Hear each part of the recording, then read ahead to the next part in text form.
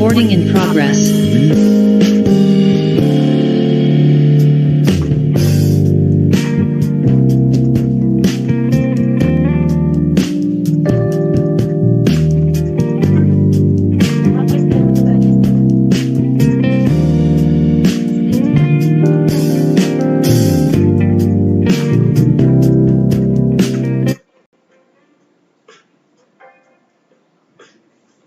Recording in progress.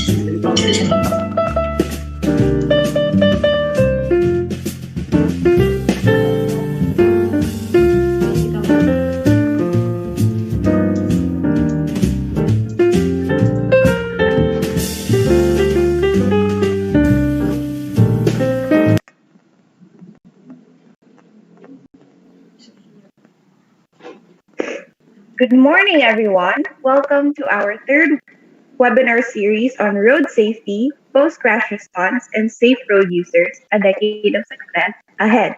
Let us all rise for the Philippine National Anthem.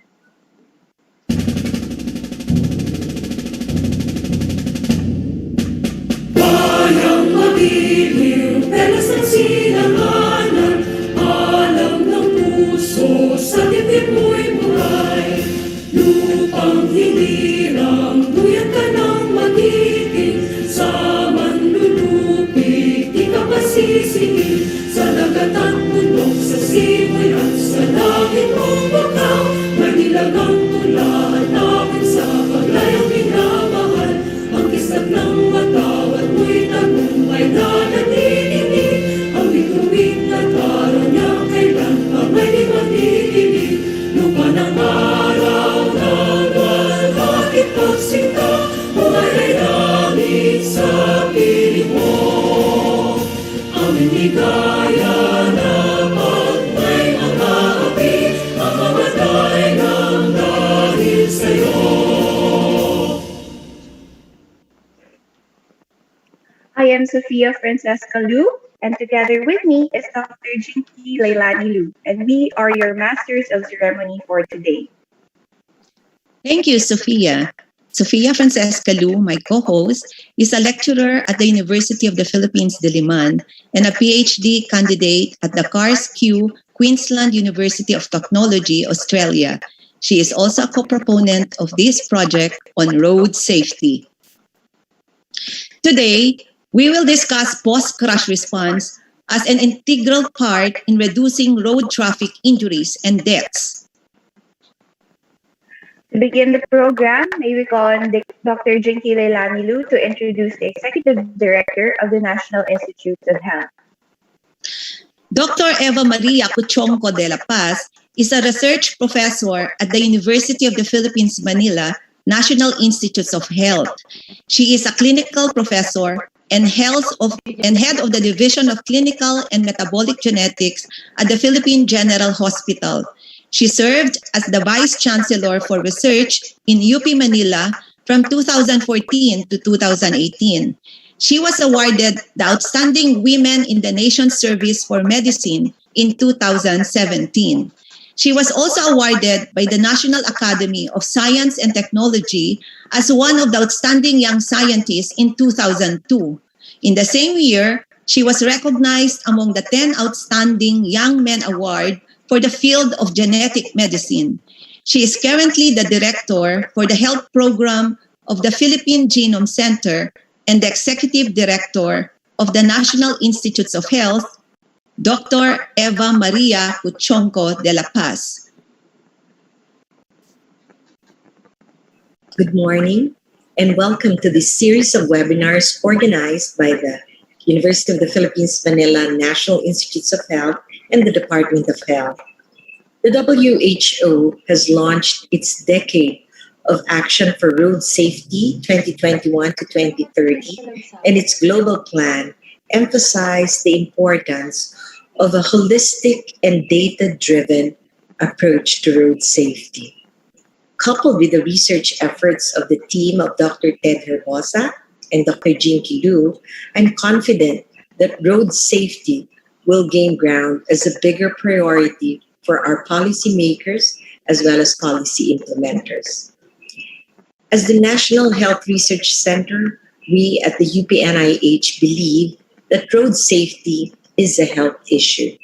In this light, NIH will explore the possibility of putting up a study group and perhaps eventually an institute of road safety, injury, and post-crash response.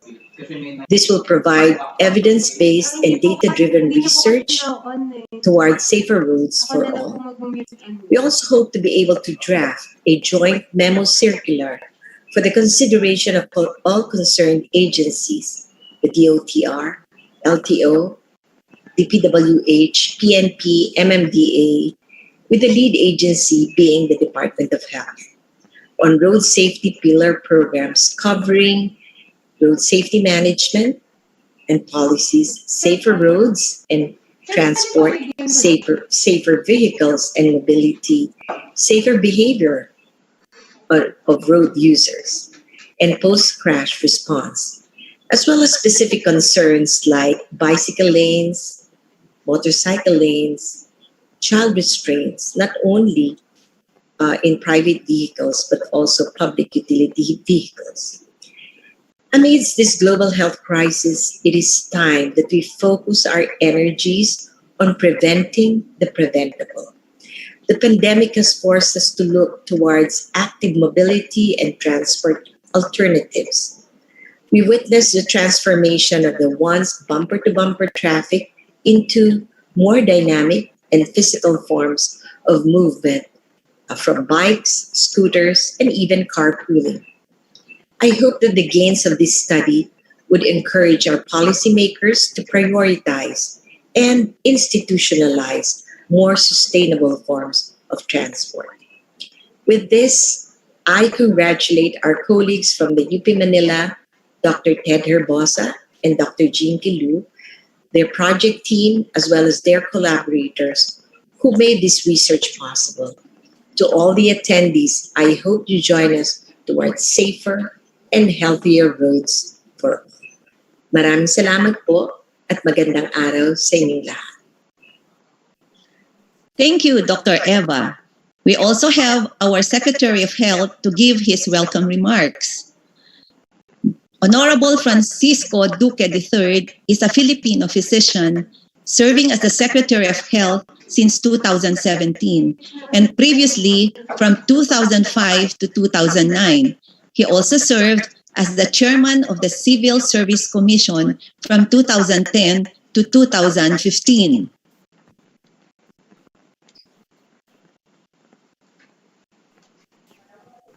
Good morning to our distinguished guests, partners, and to everyone joining us in this webinar. The changing circumstances as to how Filipinos move and go about their everyday lives have underscored the importance of ensuring road safety for all. According to our online National Electronic Injury Surveillance System, or ONICE, transport and vehicular crashes remain to be the top cause of reported injuries. The onset of the pandemic has only further emphasized the need to improve the safety and accessibility of our road networks. There are many ways we can improve road safety that go beyond the obvious reduction of preventable and related injuries and deaths. We must explore the option of making our roads more equitable and improving pedestrian access to the streets for almost 90% of Filipinos who do not have access to cars. In light of this, your Department of Health recognizes the urgency in developing policies that draw on the principles of inclusivity towards building healthy communities. While the DOH continues to expand its efforts in health promotion and preventive care, we also recognize that the path to road safety will involve working with various stakeholders from our national government agencies, civil society organizations, and the private sector. We have to ensure equitable access to our roads, but to also ensure that people share the road safely. We are fully aware that improving road safety will entail a comprehensive reform in plans, policies, and infrastructure.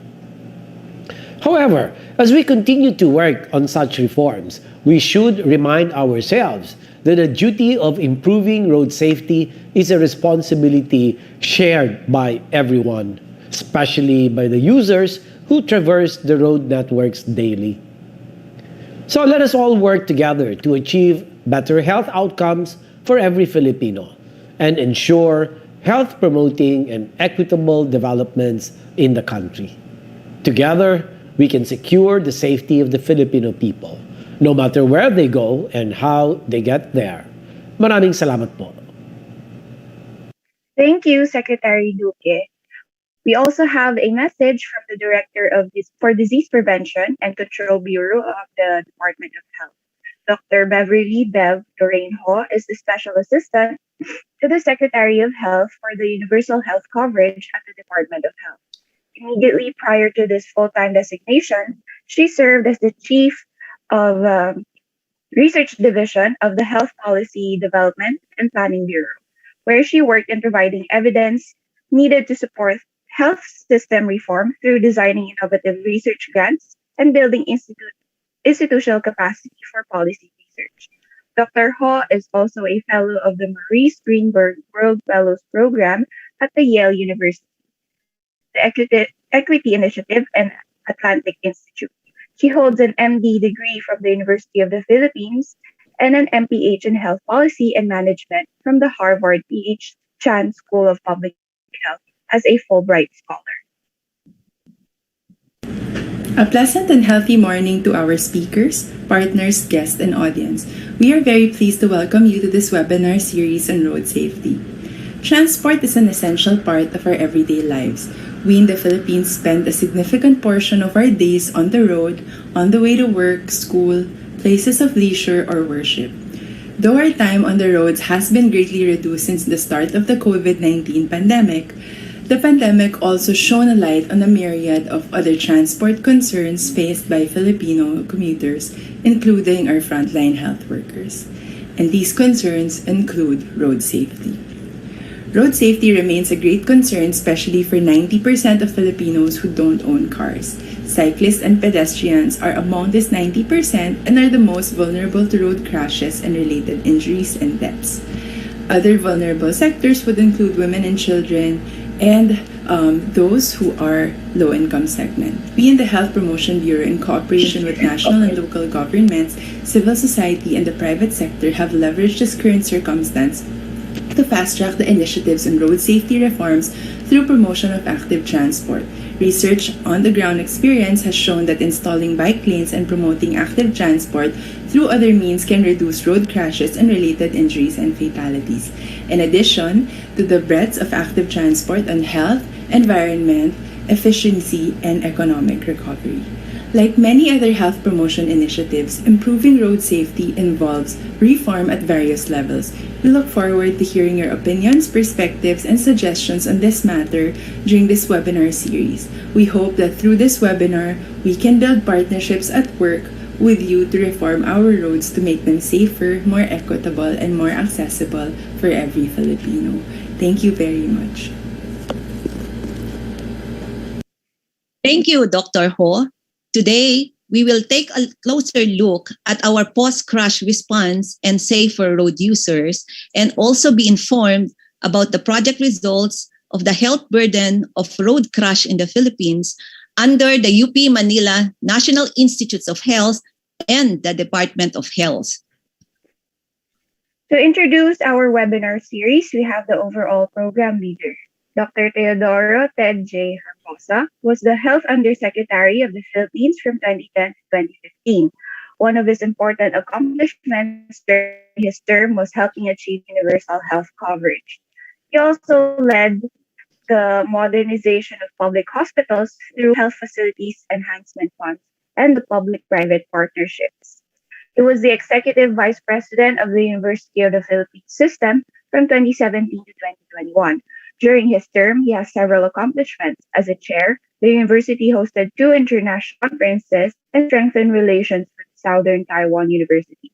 He further expanded knowledge of the university on the road safety emerging interdisciplinary research and created the pandemic response team. He is currently a special advisor to the Philippines National Task Force against COVID-19. He is also a professor of emergency medicine and trauma surgery at the UPCH. Good morning. Magandang umaga. Maayong kinabuhi. Maayong buntag. In our previous webinar 1, we had a total of 1,305 registrants. In our webinar 2, we had 2,177 registrants. We also joined us through Zoom, YouTube, and Facebook links. Approaching webinar 3, we have at least 1,900 registrants. The success of our previous and succeeding webinars are largely because of all of you. If you remember, last April 2020 in Manila, a frontliner and medical doctor who was on her way home at about 4:20 p.m. was killed after the rear of her bicycle slammed into a 10-wheeler truck.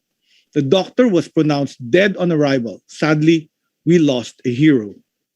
Another cyclist who was only 17 years old was run over maiwasan.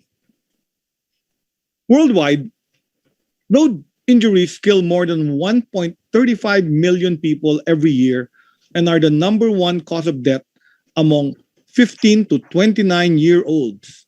Over 50 million people are also injured from road crash. Road traffic caused considerable financial and economic losses to individuals, their families, and the nation as a whole. The loss arises from the cost of medical care, hospitalization, and medicines, loss of income for a family member who needs to take time off to care for the injured, and the economic burden to the country as a whole is huge and devastating. We organized a 4-part webinar series on road safety grounded on the 5 pillars of the United Nations Global Plan for the Decade of Action for Road Safety, which are road safety management, safer roads and mobility, safer road users, and post-crash response. Today, we will take a closer look on post-crash response and safer road users. We have medical center chiefs from the largest hospitals in Manila, Cebu, and Davao, as well as trauma surgeons to give us an overview yet comprehensive understanding of post-crash response, its components, processes, and the challenges. In partnership with the Department of Health of the UP Manila National Institutes of Health, we want to achieve these goals with you. Raise awareness and create policies based on findings of evidence-based research, the epidemiology of cases of road crashes and injuries, and constructing an index for road safety and how these findings can be translated in real-life situations on the road. Encourage you to become part of road safety. Make road safety a part of your everyday language and make safety on the road a habit and part of everyday life. Our reason for holding this webinar is not only informational, but transformational as well. Join us as we bring road safety closer to the Filipino people now more than ever. By being part of AHEAD road safety webinars, we are coming closer to achieving this. Thank you, Dr. HERBOSA. We encourage everyone to join us across all our sessions. You may register at the link provided on the screen or by scanning the QR code. Please also see the link and scan the QR code on the screen for your questions. As of today, we have a total of 2,707 registrants coming from all areas of the Philippines, from provinces and cities of Luzon, Visayas, and Mindanao, including various agencies, companies, universities, professional organizations, as well as other countries. Our webinar series have steered much attention and curiosity among Filipino people from all walks of life, as we are all road users. Timely and prompt care at the site of injury, transport to appropriate hospital, and hospital care are all vital components in saving lives. Our first speaker is the current chairman of the Asian Collaboration for Trauma, an organization aimed to enhance trauma management through multidisciplinary education, training, and research. He is the current chairman of the Asian Collaboration for Trauma and diplomate of the Philippine Board of Orthopedics. He is also the director of the Hospital Care Cluster of the Philippine College of Surgeons, Dr. Rolando Gerardo F. de la Cruz. Thank you, Dr. Lu. Thank you, Dr. Teddy Herbosa and Professor Jik Lu, for giving me the privilege to present in this webinar. Distinguished participants, good morning. The topic that I will discuss today is an overview of trauma care and management in the Philippines. Specifically, this talk will deal with the components of the trauma care continuum and the maturity of our trauma system with regards to road traffic injuries for which this webinar was called for. I have nothing to disclose in this lecture. In 2004, the World Health Organization published recommendations on how to improve essential trauma care in order to reduce trauma-related mortality. Quite recently, there has been an increased interest and awareness in evidence-based interventions and emphasis on the evaluation and implementation of trauma systems worldwide. The adoption of these guidelines has led to the betterment of injury care. Trauma systems are assessed using a self-assessment tool to determine the maturity of a trauma system in a given political area. This is what is known as the Trauma Maturity Index. The parameters include pre-hospital trauma care, education and training, facility-based trauma care, and quality assurance. On May 10, 2010, the United Nations General Assembly adopted Resolution 64/255, proclaiming 2011 to 2020 to be a decade of action for road safety, with a goal to stabilize and then reduce the forecast level of road traffic fatalities around the world. Data from the Philippine Statistics Authority indicate that there were 11,274 deaths from road crashes in 2016, 65% higher than the 6,916 deaths registered in 2006. The government, through its Philippine Road Safety Action Plan 2017 to 2022, sought to turn the tide and reduce road traffic deaths by 20% by the year 2022. With the rising case fatality rates, however, and noting that the overwhelming majority of road traffic deaths and serious injuries are preventable, the United Nations General Assembly adopted Resolution 74/299 on August 31st, 2020, to continuously improve global road safety. The Department of Health serves as the focal agency with respect to violence and injury prevention. As such, it has designed, coordinated, and integrated plans, projects, and activities of various stakeholders into a more effective and efficient system geared towards violence and injury prevention. The Violence and Injury Prevention Program has been institutionalized as one of the programs of the Disease Prevention and Control Bureau. The first parameter of the Trauma Maturity Index deals with two aspects of trauma care continuum, namely the bystander care and the pre-hospital care. At the site of injury, there may be people witnessing the event and as such may provide the necessary first aid such as control of bleeding and splinting of the extremities. Such bystanders are protected by the Good Samaritan Act. This law offers legal protection in the form of exemption from lawsuits and liability to any volunteer who helps an injured person in a real emergency, life or death situation. But then, any volunteer bystander helping an injured person must have some knowledge regarding emergency first aid. Republic Act 10871 requires basic education students to undergo age-appropriate basic life support training. Such knowledge and skills are acquired by participating in the training programs conducted by several organizations. In a study by HERBOSA and Lu of 3 databases in our country, only 16% of road traffic casualties were transported to a medical facility by ambulance. This shows that there is either an insufficiency or an underutilization of the EMS in every locality, considering that each barangay has a designated patient transport vehicle.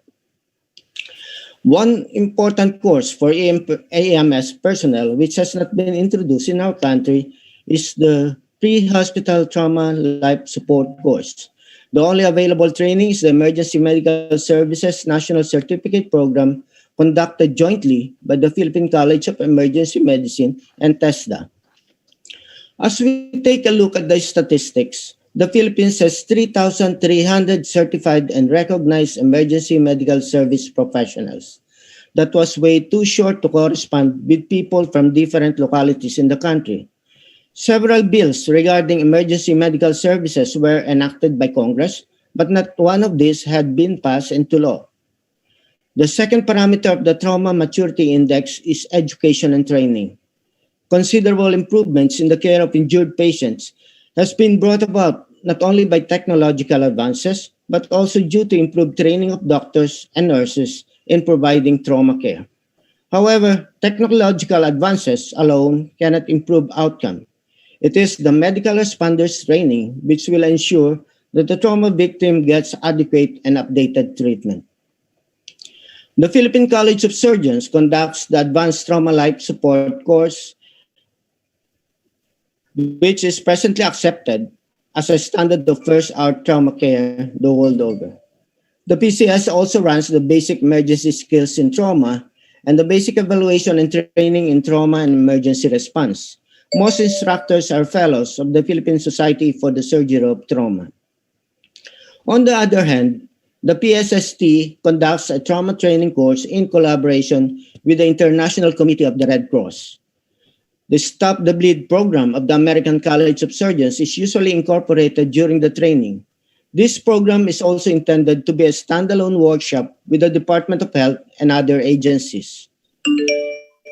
The PSST also runs the Definitive Surgical Trauma Care course of the International Association for Trauma Surgery and Intensive Care in collaboration with ESCOLAP Academy. Several other training programs are conducted by fellows of the PSST, notably the Tactical Combat Casualty Care course in collaboration with the United States Army, the Special Action Force of the Philippine National Police, and the Philippine Center for Advanced Surgery. Other courses conducted by PSST fellows are the Trauma Readiness and Assessment in Nursing in UPPGH, and the First Responders course conducted in collaboration with the Philippine Red Cross for the Philippine National Police. The Philippine Red Cross also conducts the Basic and Standard First Aid, the Emergency First Aid, and the Junior First Aid training courses. Additionally, the Philippine College of Emergency Medicine runs the Basic Emergency Care course.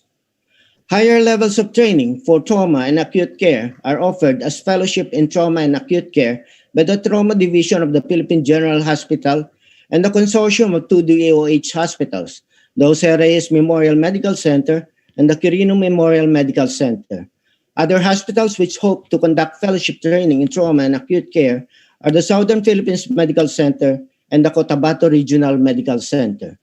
With regards to facility-based trauma care, the Philippines has 66 hospitals under the Department of Health, which are distributed as follows: 38 in Luzon, 12 in the Visayas, and 16 in Mindanao.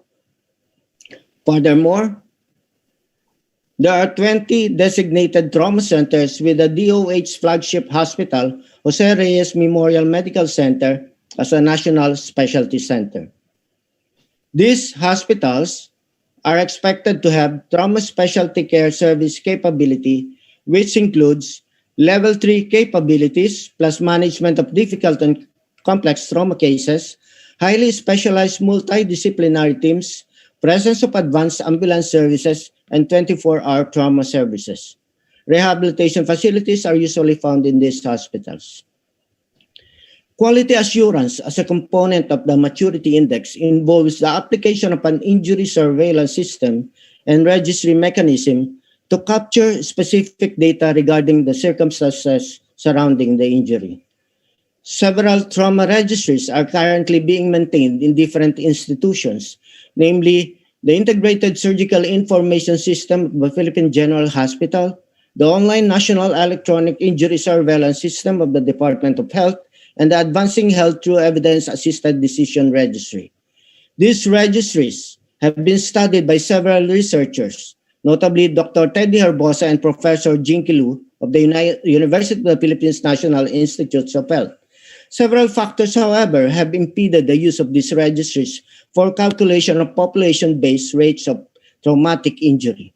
First, participation in multi-hospital registries often is limited to trauma center hospitals. And even at these specialized centers, there are persistent concerns about the completeness of care assessment and data quality. Second, injuries that do not require hospitalization usually are excluded from these registries, as are pre-hospital deaths. There is therefore a need to pressure all acute care hospitals to collect and report standardized trauma care data.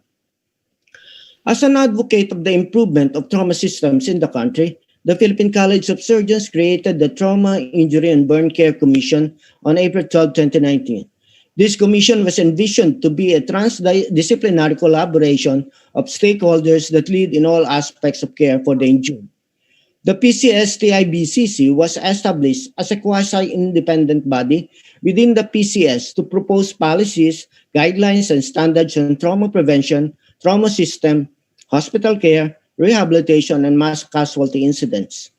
The hospital care cluster of the Commission has for its program the Project Zeta Delta, which is goal to decrease the number of preventable deaths of injured persons by 50% in the year 2030. Recently, the PCHRD-DOST gained a seat in the Board of Trustees of the Asian Collaboration for Trauma. This is a great opportunity to harness the educational and training capabilities of the organization. The Asian Collaboration for Trauma is a federation of national organizations and institutions involved in trauma and injury care in Asia. It was created on May 11, 2012, during the mid-year convention of the PCS, with no less than Dr. Teddy Herbosa as the founding chairman.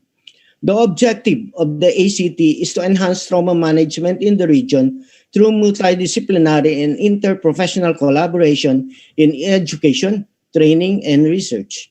With this international collaboration, the PCHRD-DOST hopes to harness the best practices and existing capabilities of other countries in trauma and injury care, examples of which are the REBOA, or resuscitative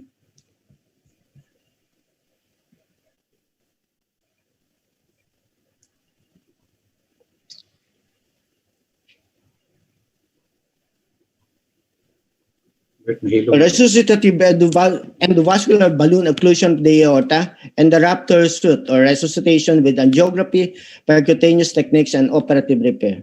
Such procedures are still in its infancy in the Philippines. The other treatment modalities which we can learn from other countries are the use of robotics and high-technology imaging in trauma. In conclusion, based on the parameters of the Trauma Maturity Index, the care and management of the injured in the Philippines should focus on the following. First, the implementation of a unified trauma system to include a national universal access number, an LGU-controlled EMS. Second, the upgrading of identified trauma centers. Third, the education, training, and recertification of PCS fellows, PCM fellows, and other injury care providers in their specialty courses to ensure quality care.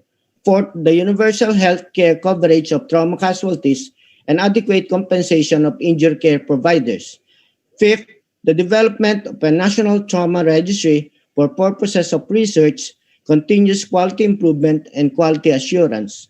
Sixth, the creation of a National Council for Road Safety. Seventh, the enactment of an EMS law and adoption of the pre-hospital trauma life support training course. And lastly, the strengthening of international collaboration for education, training, research, and logistics. Thank you and good morning.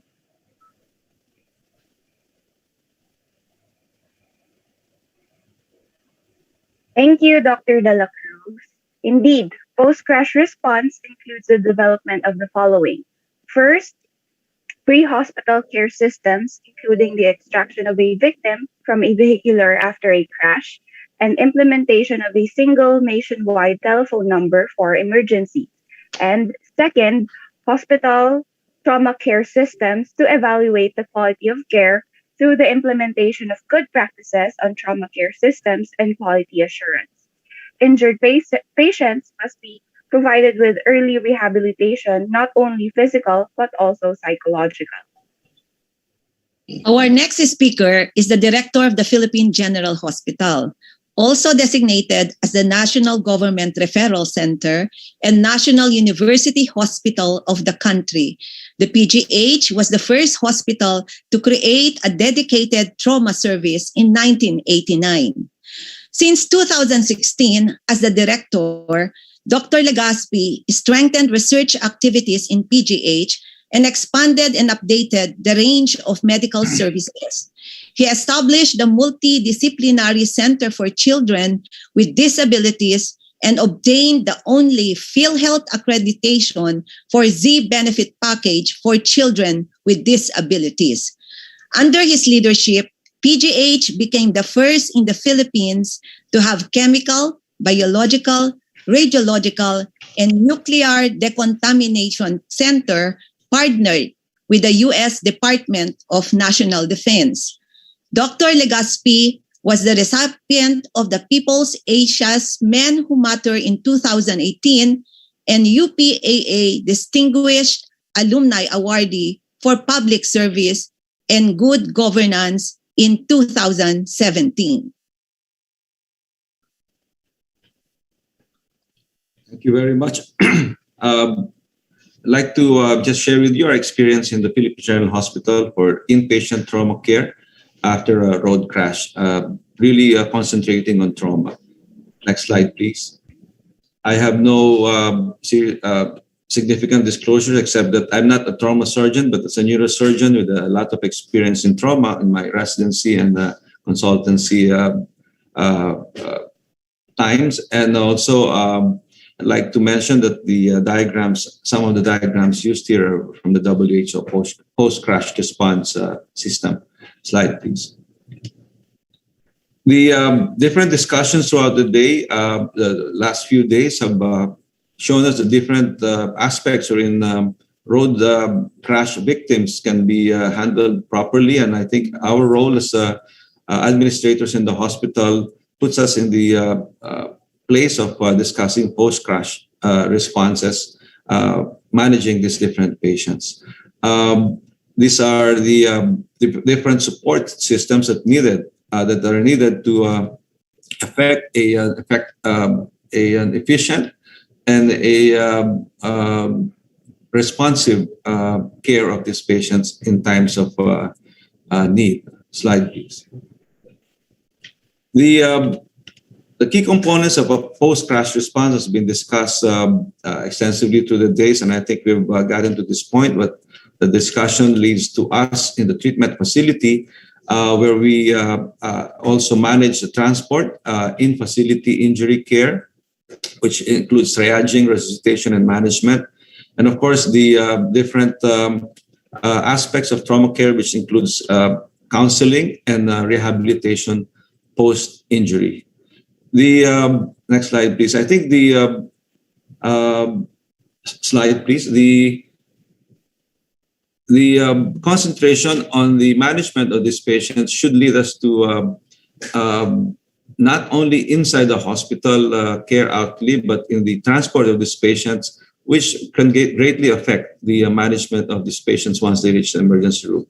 I think the experience in Davao has shown us that the coordinated transfers really do make a difference when we match appropriately the patients to the facilities where they should go, or even the intervention that will happen inside the emergency room, eventually in the hospital. Our experience in COVID has shown us that the coordination of these transfers, especially of COVID patients, have led to a more rational management of resources and hopefully also to a timely intervention for these patients. In the UP PGH experience, the establishment of the transfer command centers indeed alleviated a lot of the initial problems that we have encountered in properly accepting and triaging patients even before their actual transfer to the hospital, eliminating possible triaging or the ability to manage appropriately these patients when they come in. So just to go back to some data on this, next slide, please, to encourage us to look at our practice as going towards a service delivery network for trauma or for emergency patients, including road safety patients, which will organize a chaotic system that most of us have now, wherein without the delivery network, patients actually just are sent to the first hospital that will receive them, as we experienced here in the Philippine General Hospital, without coordination. But if you look at with the service delivery network system, we are able to optimize the entitlements of our patients by sending them to the proper facility and eventual management. Of course, this will require a concentrated or a centralized management group, and more so a centralized financing, which I think is going to be part of the universal healthcare intervention for patient care using the service delivery network system. Next slide, please. And the experience with the command centers use have been fairly extensive and have shown their utility or usefulness as exemplified by the Johns Hopkins Hospital, wherein they draw data, continuous streaming of data from different hospitals as far as health records are concerned, emergency dispatch services, lab results, and even hospital availability. So all of this data necessary for us to rationalize the movement of our patients before they get into our hospitals will ensure that the triaging of patients and even preparation for surgery is done ahead of time. The study on this utility of a command center has shown good benefits for the hospital, and as administrators, we always try to look for that, with a 60% increase in ability to accept other cases because of the proper triaging of patients that are coming to Johns Hopkins or to a major referral hospital, eliminating those that are not necessarily appropriate for that hospital. There was a decrease of emergency room stay by more than 25% because proper coordination with inpatient bed availability was done.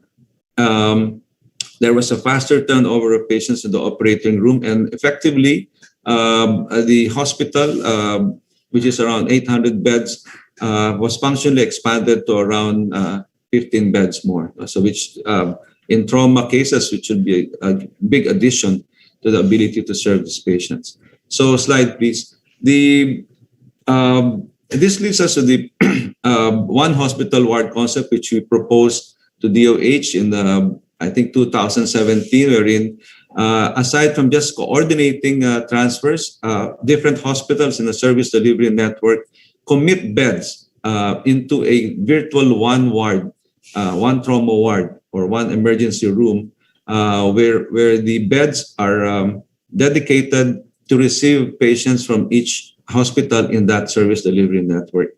So imagine if 5 hospitals in a network contribute 5 beds each from that particular hospital, you have a virtual 25-bed trauma ward or emergency room capability, sharing resources at any given time. So I think the commitment of hospitals to share available beds is very important in the running of a transfer of patients from one hospital to the next. Slide, please.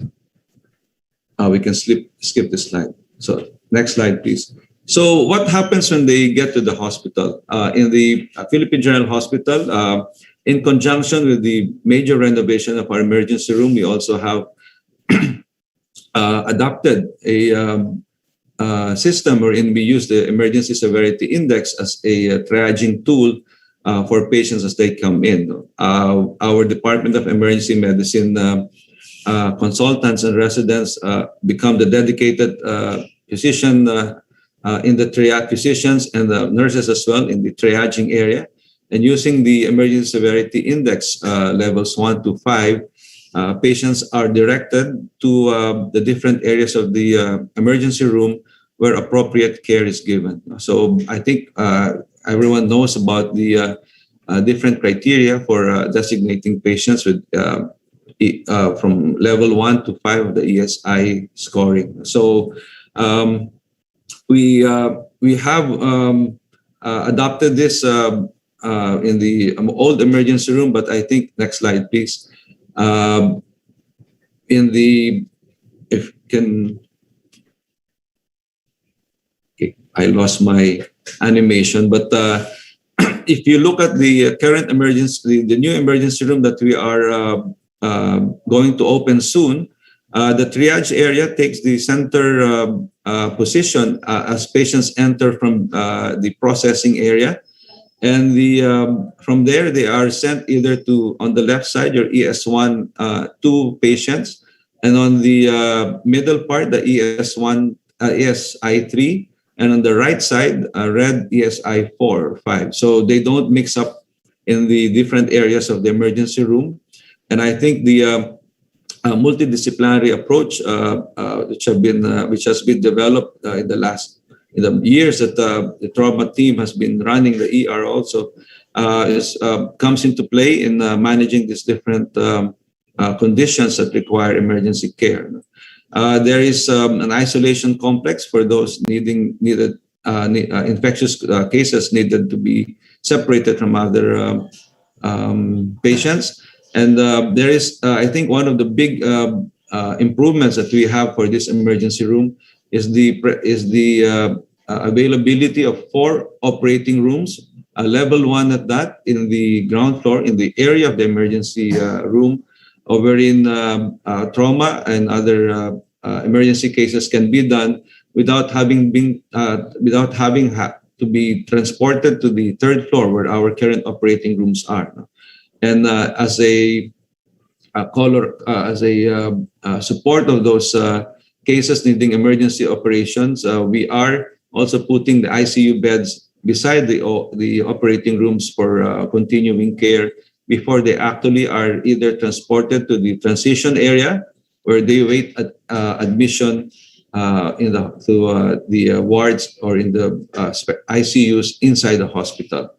So the other services available from different specialties are all within reach of the different services, either physically communicating or through the information system that has been developed for the emergency room. So this is a 77-bed general emergency room, and we have a 45-bed obstetric admitting section, which makes this 122 beds all in all. So it's like a hospital within a hospital, wherein laboratories are basic laboratory studies are available here, as well as a 24-hour pharmacy dispensing needed medication. So I think the organization of the flow of patients should really help in the efficiency of managing these patients appropriately. Next slide, please.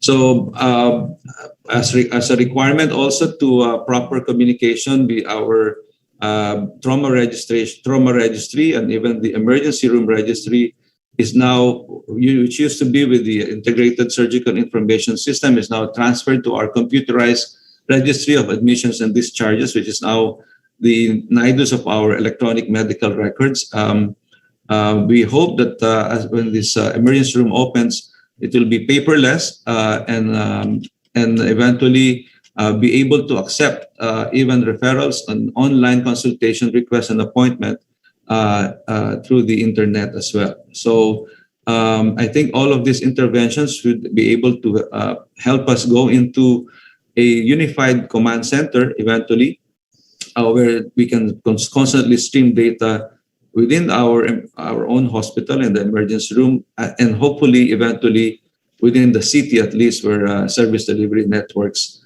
are going to be set up. Slide, please. So all of these cases are managed using the multidisciplinary team approach and based on what has already been discussed in the principles of BEST and the ATLS. the emergency room beds that we have are managed concurrently by the different services required for them, ranging from the trauma team all the way to our intervention radiology. The Department of Radiology is just outside the door of the emergency room, where there is a cath lab, where there's MRI, the CT scan, and other modalities needed for this. No? So when they are admitted to the wards, they go either to the regular ward, or we have dedicated ICU beds for surgery, neurosurgical trauma, and other medical conditions that might need ICU care. So holistically, the service has been developed, slide please, through the years. Slide please. And especially specifically for trauma, it was formed more than 30 years ago, developing the fellowship program and giving us some innovations on minimal resuscitation before actual damage control and management of abdominal compartment syndrome prior to actual intervention, actual definitive intervention. The trauma division and the trauma team of the Philippine General Hospital have also been very active in the DOH program of creating trauma and burn centers all over the country. So next slide, please. With this, we'd just like to show you the trends that we've been seeing through the years. And there was I think the decreasing trend of data does not show the lack of services in PGH, but actually the development of trauma care in other centers, or maybe even the effectivity of pre-hospital interventions, preventive measures that bring down trauma cases and road mishaps in general. Next slide, please. Although our consultations have gone up through the years, the operations in the PGH trauma division have gone down, and maybe as a reflection that more trauma centers are being able to manage immediate cases, acute cases that come to the ER, and our trauma and surgical units are now getting the complicated ones, or maybe even the ones that have had complications after initial management. I guess this is how the trauma service of most advanced centers now will evolve through the years that they function in their communities. Next slide, please. But regardless of what we do, I think it's the lesson that it takes a whole orchestra to play the music of trauma care and emergency medicine, necessitating the collaboration of everyone, which makes this intervention for our patients very gratifying, at the same time challenging. So thank you very much for giving us time to share this with you this morning. Thank you, Dr. Gerardo Legaspi. Today we have Dr. TEODORO J. HERBOSA and Professor Jinky Leilani Lu to present some key initial results of their comprehensive study on road safety. The full results of their study will be uploaded on YouTube and is about 30 minutes each for the 4 major databases, including the policy recommendations. Earlier, I have introduced Dr. HERBOSA. Dr. Jinky Leilani Lu is a research professor at the National Institute of Health, UP Manila. She has authored 2 books. First, Gender Information Technology in Health, which won the National Academy of Science and Technology Book Award in 2010 and was reprinted by the University of Hawaii Press in 2007. And The Basics of Occupational Health and Safety, Guidebook for Practitioners in Industry, published by the UP Press. She also contributed chapters in books that are Thomson Reuters recognized publishers. She has produced 50 journal articles, all of which are Science Citation Index, thus earning her the title of University Scientist from 2007 to the present. She is currently the secretary and the next chair of a scientific committee of the International Commission on Occupational Health. Dr. Lu is a staunch advocate, both as an engaged academic and scientist, in promoting well-being among vulnerable populations, such as road users.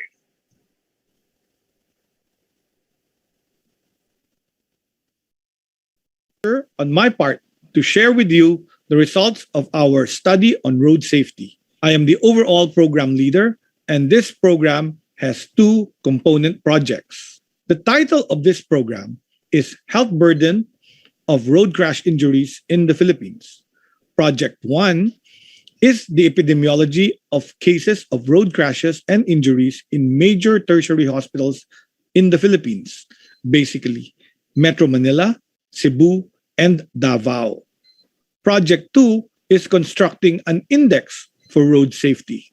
This research program, which has two component projects, is aimed at investigating road safety in the Philippines, eventually developing a Road Safety Index, or RSI.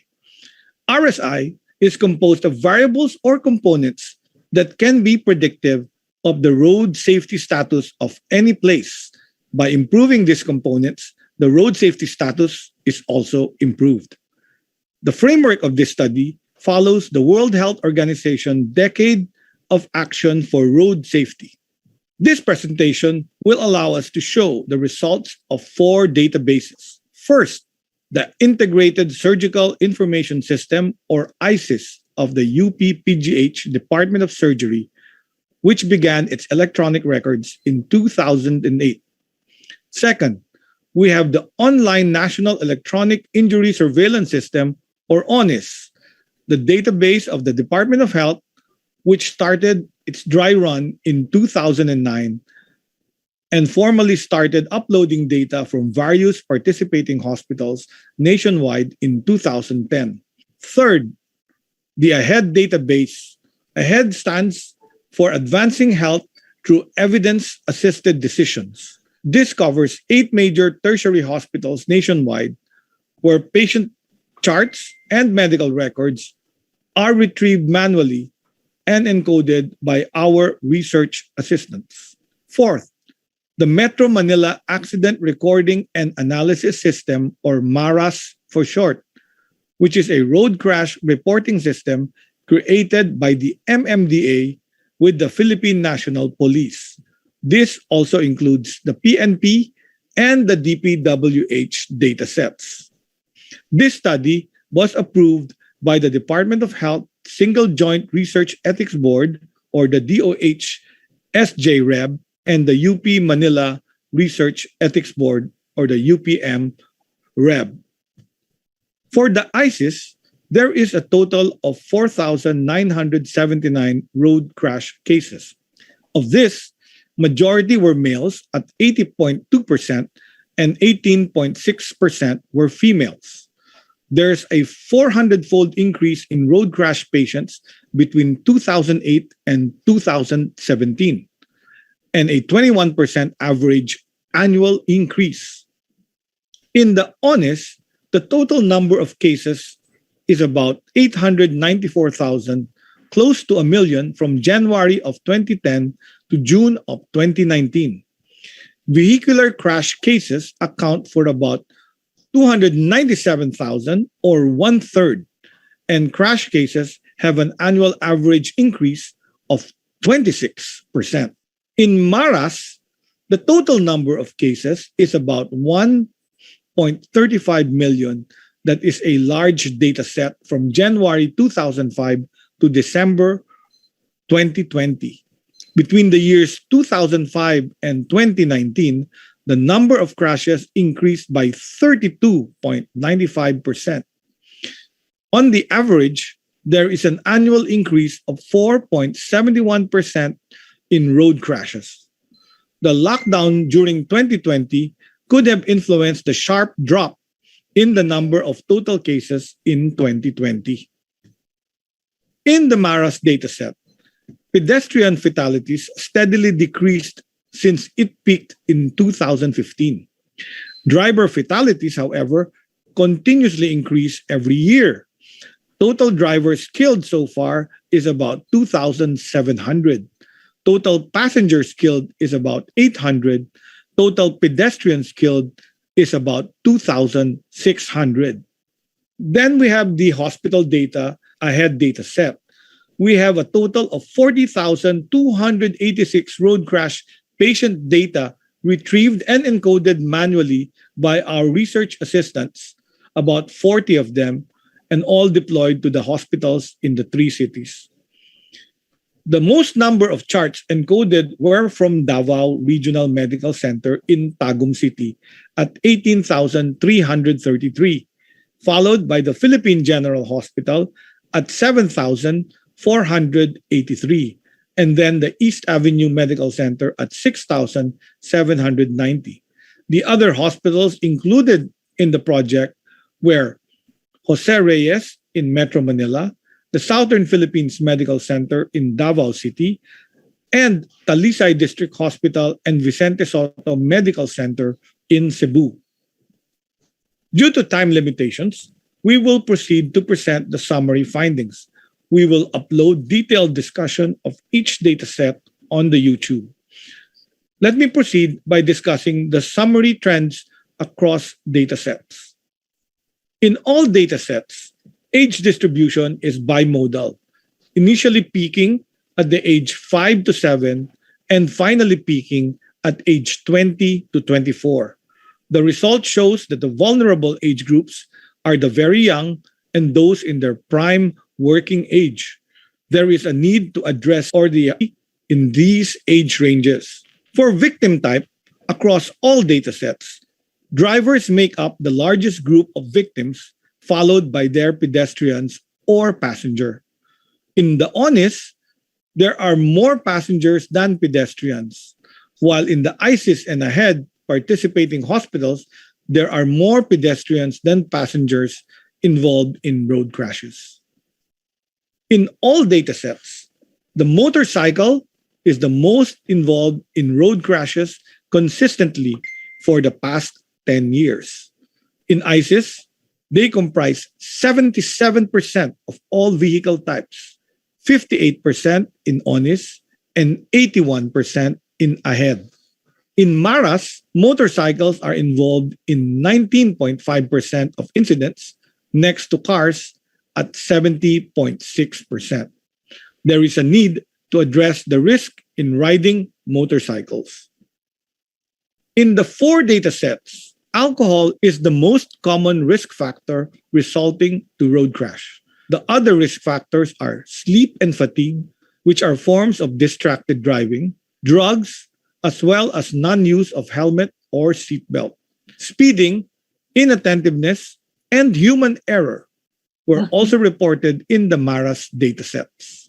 We only have 2 datasets with Glasgow Coma Score, the AHEAD and the ISIS. A Glasgow Coma Score of 15 means no head injury, 13 to 14 is considered minor, 9 to 12 is moderate, and below 8 is considered severe head injury. The proportion of patients with severe head injury in both datasets are almost similar, but it is worth mentioning that 7% of all patients in AHEAD and 6% in the ISIS have severe brain injury. And this has implications to the survival outcome of the patients. In the ISIS, 4% died, or a total of 4,276 dead persons from road crash. In the AHEAD dataset, 14% died, or a total of 5,255 persons. In the ONIS, 1% died, or a total of 2,622 persons. In MARAS, 6,283 died. For the variable body part injured, only AHEAD and ISIS have this data. Multiple injuries were the most common at 35.1% in AHEAD and 85.9% in ISIS. This is more than the percentage of all patients in PGH sustaining multiple injuries. This shows that road crash mostly involves injury to several parts of the body and not only one body part. We also tried to look at the inferential statistics. Please see our videos online for webinars 1 and 2, as these inferential statistics were discussed there. The links are shown on the screen. Where are the most dangerous roads located? To answer this, we did a geographic information system analysis particularly spatial analysis in identifying dangerous roads. Cases from ONIS from 2010 to 2019 were aggregated from case level to city level, then a shapefile for NCR, Region 7 and Region 11 were all embedded. The data is then analyzed using the area data analysis, and the figure shows us the dark-colored areas are the most dangerous roads, while the lighter coloreds are the less dangerous roads. In Metro Manila, the dangerous roads are in Quezon City, Caloocan City, Las Piñas City, Valenzuela, and Manila. In the Visayas, we have Tagbilaran City, Dawis, Panglao, Cebu City, and Cortez.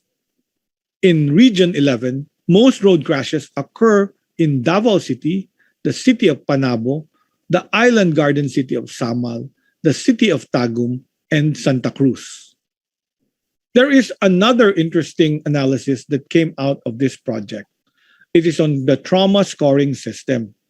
About 30 years ago, Champion et al. Introduced the RTS, which has been extensively used to assess outcome or prognosis in trauma patients.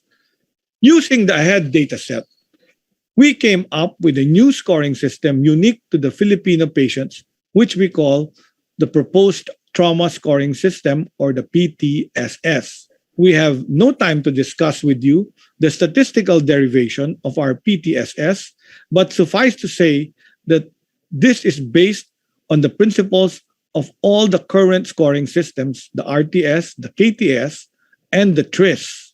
And suffice to say also that the logistic regression to come up with the equation and the coefficients per parameter of the PTSS was based on the 40,000 plus road crash patients in the largest hospitals in the Philippines for the past 10 years. Now, the question is, how good is our model for trauma scoring? Which is the best performing in terms of classifying who are going to die and who is going to recover? In this analysis, the ROC-AUC, or Receiver Operating Characteristic Area Under the Curve analysis, was used to evaluate and compare how good the models are in predicting patient recovery. Visual analysis of the graph shows that the red line, which is our proposal scoring system, has a higher AUC than the gold standard RTS and the blue line. Thus, for Filipino patients, the better scoring and classifier is our proposed PTSS. Now we go to our summary. This is the summary for road crash from the various databases. In ONIS, there is a total of 296,760 total vehicular crash patients. In the PGH-ISIS, there is a total of 4,979 road crash patients. In the AHEAD hospitals, there is a total of 40,286 road crash patients. In MARAS, there is a total of 1.35 million road crash incidents over a span of 15 years. In all the road crashes, the total number of injured patients across all datasets is 623,314. On the other hand, across all datasets, the total number of killed persons from road crash is 14,352. Now we go to our conclusion. The significant factors in road crashes we found in our study are: the victims are the very young. The victims are people in their prime working age. Motorcycles comprise the largest vehicle type injured involved in road crashes. Pedestrians are among the most vulnerable road users. Alcohol increases the risk of death and injury. Non-use of helmet and seat belts also increases death and injury. Our proposed trauma scoring system is superior and has a better classification rate for Filipino road crash patients than the gold standard RTS. Now, I would like to turn over the discussion to Professor Jinky Lu, to discuss the Road Safety Index of Project 2. Thank you very much. Thank you, Dr. Herbosa. With the need for a global guideline in reducing road crashes, the United Nations General Assembly in 2010 came about with a decade of action for road safety. The framework banked on the integration of the multifaceted components of promoting road safety. Therefore, road users, vehicles, road networks and environment, as well as the health services, judicial system, schools, and non-government organizations all share the responsibility in reducing road crashes. 5 pillars were established.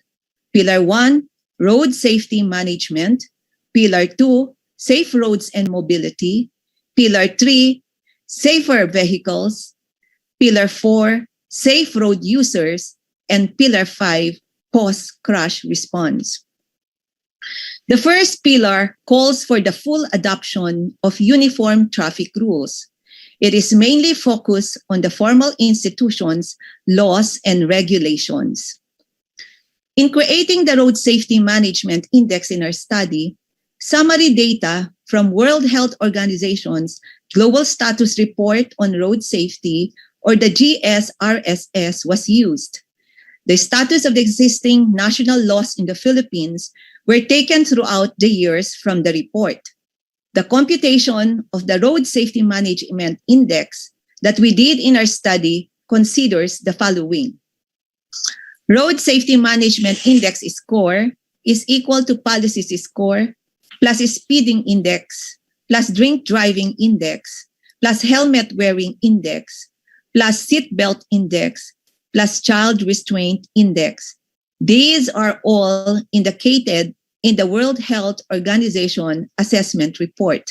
The table shows the components of the road safety management in the WHO report.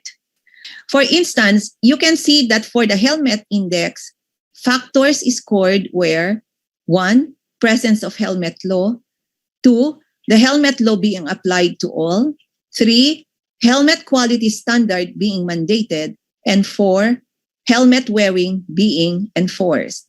Both the presence of the law and the enforcement of the law were considered critical.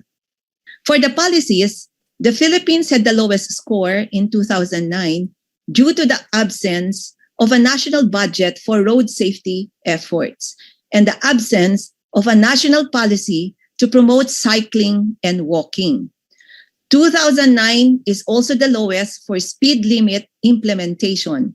Enforcement is as low at 3/10. In 2009, the Philippines has no law prohibiting drink driving, therefore giving it a score of 0. In 2013, RA 10586 was just passed as a law. It was not until April 2014 when the IRR was issued by the DOTC, DILG, PNP, and DOH. Enforcement is still low from 2015 to present, with random breath testing requiring probable cause. The Philippine Motorcycle Helmet Act was only passed on December 2009. It was not until December 2011 when the IRR was approved by DOTC and DTI. Enforcement of the seatbelt law was very low in 2009 with 3/10. This drastically increased to 8/10 in 2013 as seatbelt wearing rate increased from 52% to 80%. However, the enforcement decreased in the succeeding years. The Philippines has no law on child restraint when the reports were generated. However, child restraint has been passed recently into law, but the IIR is still being discussed. Except for child restraint, sub-indices of road safety management is on a continuous increasing trend due to presence of more road safety laws. When all subcomponents are average, we have the total road safety management index. The World Health Organization's report is only for 2009, 2013, 2015, and 2018. Other years, were projected through linear regression. In general, as shown on the graph, for Road Safety Management Index, 2009 is a bad year with only a score of 20.83 over 100. This is mainly due to the absence of important laws such as the drink driving law, helmet wearing law, and the child restraint law previously. Enforcement of existing driving laws are also poor during those times. At present, road safety management is still not that very good at 59.22 over 100. Now, we go to the Pillar 2, Safe Roads and Mobility Pillar, which aims to increase safe road networks for all road users. The Safer Roads and Mobility Index considers two components. First, the road condition. Baku-baku ba? May potholes? Di siya patag or smooth? And second, the national daily average traffic as an index for mobility. Mas matraffic, mas mabagal ang galaw ng mga tao. MMDA has data on the annual average daily traffic for major roads in Metro Manila. This is composed of both radial and circumferential roads. For circumferential roads, we have C1, Recto Avenue, C2, Alfonso Mendoza Street and President Quirino Avenue, C3, Araneta Avenue, C4, Epifanio de los Santos Avenue, and C5, Katipunan Avenue. For radial roads, we have Rojas Boulevard, Taft Avenue, South Superhighway, Shaw Boulevard, Ortigas Avenue, Magsaysay Boulevard and Aurora Boulevard, Quezon Avenue and Commonwealth Avenue, Andres Bonifacio Avenue, Rizal Avenue, Delpan Street, Marcos Highway, and MacArthur Highway. The most traversed roads in Metro Manila are EDSA, Commonwealth, and Katipunan CP Garcia at 188,323 to 382,828 vehicles per day. Imagine having almost 400,000 vehicles traversing a certain road every day. That is a lot. In the map, the red lines represent heavy traffic and the blue lines are lesser traffic. The trend is almost similar in most roads, with 2012 having the least average daily traffic score and 2018 having the greatest. On majority of the roads, the annual average daily traffic is on an increasing trend. The other part of the equation is the road condition which the DPWH has. However, the data is not time series. The road condition is divided by DPWH into 4 categories: good, fair, poor, and bad. For each road, they indicate the distance in kilometer of good road, fair road, poor road, and bad road. A road condition index is created from this, following the formula shown on the screen. The roads with the poorest road condition are A. Bonifacio Avenue and President Quirino Avenue. These two roads have less than a kilometer of good road left. A. Bonifacio Avenue is mostly poor, while President Quirino is mostly fair. In the map, the red lines are poor road conditions, while the blue lines are good road conditions. The data computed for Safer Roads and Mobility are only from 2012 to 2018. Other years were projected through linear regression. There is a steep decrease from almost 100 in 2005 to about 53 in 2019 for Roads and Mobility Index. What brought the score down was the drastic increase in traffic in almost all major roads, rooted from the ever-increasing number of vehicles traversing our roads. This map shows Metro Manila's roads colored according to their Safer Roads and Mobility Index. Red is worst and blue is better. EDSA, Taft Avenue, and Magsaysay Boulevard are noted to be the roads with the lowest index score which means that EDSA, Taft Avenue, Magsaysay Boulevard have the worst daily traffic and at the same time, the worst roads. South Superhighway has the best performing index score. Now we go to our Pillar 3, safer vehicles. Mandatory vehicle maintenance is practiced in almost every city. However, crashes due to vehicle defects are still present. In MARA's dataset, 11% of road crashes are due to vehicle defect. We need to increase consumer awareness about safety performance and safety features of motor vehicles. 3 databases were used to compute the Safer Vehicles Index. These are the MARAS, ONACE, and AHEAD. MARA's data was used for the vehicles per crash severity. ONACE data was used in vehicle type in hospitals. And AHEAD Hospitals data was used for vehicles per road user type. Vehicles included across datasets were pedicab, motorcycles, tricycles, cars, jeepneys, taxi, bus, van, and truck. Vehicles per crash severity is on an increasing trend. This is influenced mainly by the lesser proportion of fatal and injurious crashes throughout the years compared to damage to property. Hospital data shows a worsening trend mainly because of the increasing proportion of vehicles in road crashes involving drivers, passengers, and pedestrians that were brought to the hospitals. The improving trend of vehicles per crash severity, the blue line on the road itself, is being mitigated by the worsening trend coming from the hospital data, the orange line. Together, the Safe Vehicles Index is on a slightly worsening trend throughout the years. As you can see on the graph, the decline is from 61.65 in 2005 to 57.55 over 100 in 2019. Please note that motorcycle involvement shows a worsening trend throughout all the years for all the databases. Now we go to Pillar 4, the safe road user. The aim of this pillar is to improve road user behavior, such as to increase seatbelt and helmet wearing rates, as well as to reduce drink driving, speed, and other risk factors.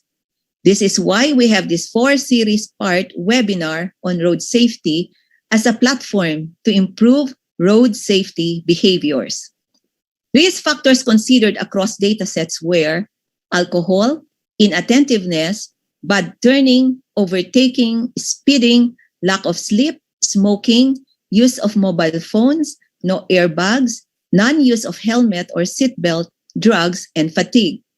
3 databases were used to compute the Safer Vehicles Index, MARAS, ONACE, and AHEAD.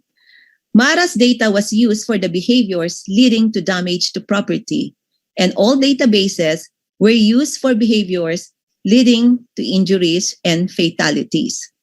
These 3 indices together take Safer Road User Index on an improving trend.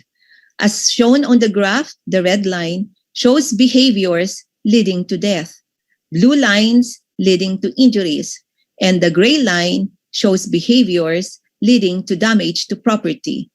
Behaviors leading to damage to property has shown the largest improvement. The general trend for the Safer Road User Index is increasing from 64.96 in 2005 to 79.1 over 100 in 2019. However, this can be construed due to low reporting rate of risky road user behavior. Now we go to the last pillar, post-crash response. It is widely known that post-crash management plays a significant role in minimizing crash consequences and saving lives. This includes the development of both pre-hospital and hospital care systems. We use 3 parameters in the post-crash response index: the outcome score, the critical score, and the length of hospital stay score. Outcome score is the proportion of improved and recovered patient. critical care score use the proposed trauma scoring system discussed earlier by Dr. Ted HERBOSA.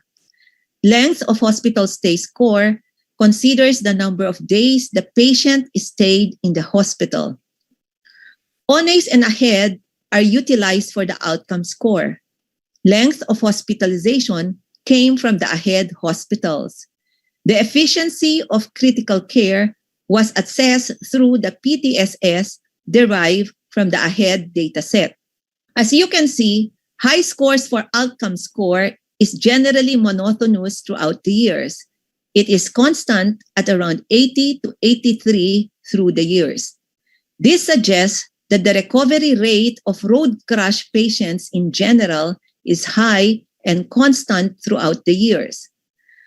Length of hospital stay started at 38.99 and has since improved to 65.16. This means that from 2015 to 2020, there is decreasing hospital days for road crash patients. Critical care score is fluctuating throughout the years, but generally on an improving trend. Comparing the three post-crash response indices, hospital stay has shown the most improvement through the years. It increased from 38.99 to 65.16 in 2019. This means that there is now lesser length of hospitalization among road crash patients. The general trend for the post-crash response index is improving from 52.41 in 2009 to 73.61 in 2019. What we have observed so far is this: road safety management, post-crash response, and safer road user indices are on an improving trend throughout the years, while safer roads and mobility and safer vehicles index are on a worsening trend. Overall, the road safety index, the thick red line on the graph, is on a slowly increasing trend, but pace of improvement is hampered and is slowed down by unsafe vehicles and worsening road mobility due to traffic. We believe that efforts to improve road safety has helped improve the overall road safety index. Now we try to relate road safety index with road crashes on the road. On the graph, you can see the normalized trend of road crash cases based on the data from PGH-ICIS, the blue line, MARAS, the yellow line, ONAs, the gray line, plotted against the road safety index, the red line. As you can note, the number of road crashes is increasing over all the years, including an increasing trend for injured victims brought to the hospital. This is despite an improving road safety index. Why is this? The only viable explanation to this is that the gains we had as a nation in road safety efforts are at a very slow pace and could not compensate for the ever-increasing number of vehicles on the road and the increasing population density. This was also noted by the World Health Organization. Altogether, these are the components of the road safety index we have generated based on various data sets, cutting across disciplines, agencies, and government bodies, from health to non-health data, and basing on the 5 pillars of road safety of the WHO and the UN Global Action. We would like to underscore, however, that the road safety index is only as good as the data. Hence, better reporting and surveillance system is needed across agencies and institutions. We would like to say that this road safety index we have shows us where we are now, how far have we gone together, national government, local governments, research institutions, hospitals and healthcare providers, advocacy groups and NGOs, and you, the public as a whole, in regard road safety. As you can see, we made some gains, but due to increased motorization on the road and rising urban populations, even just to have road crashes will take a drastic action on our part. As was mentioned by Dr. HERBOSA, the economic burden is huge, arising from loss of income, loss of productivity, increasing costs of medical care and hospitalization, putting burden on overstretched public hospitals and the society as a whole. Again, most of the victims of road crash are the very young, robbing society of its youth and vitality, and robbing families of joy from the pain of needlessly losing someone to road crash. The victims are also those in their prime working age, robbing society of its productivity and pushing families left behind to poverty or even to utter impoverishment. This is the stark reality of road crash. Ito ang katotohanan. Ito ang ating tinatahak. Ito rin ang hamon sa inyo. We can prevent it. Road crash is highly preventable. This is why we are having this webinar series on road safety, a decade of success ahead.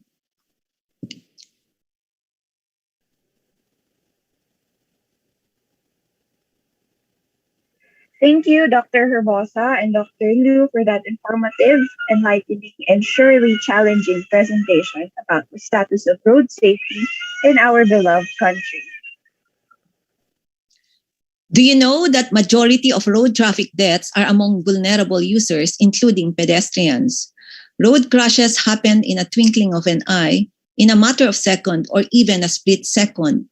If you are not cautious and take safe behavior on the road seriously and make it a habit, then tragic incidents can occur. See a heart-wrenching but mind-awakening video campaign reminder. See Ate.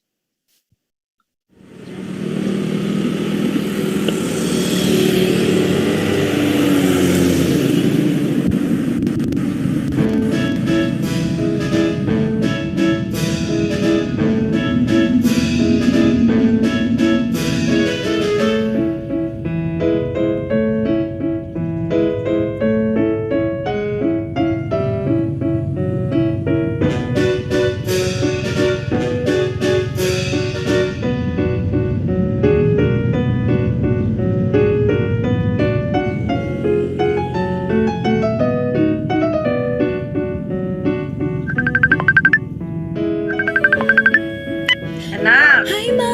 Hi, Pa! Ang ganda-ganda po talaga dito sa university.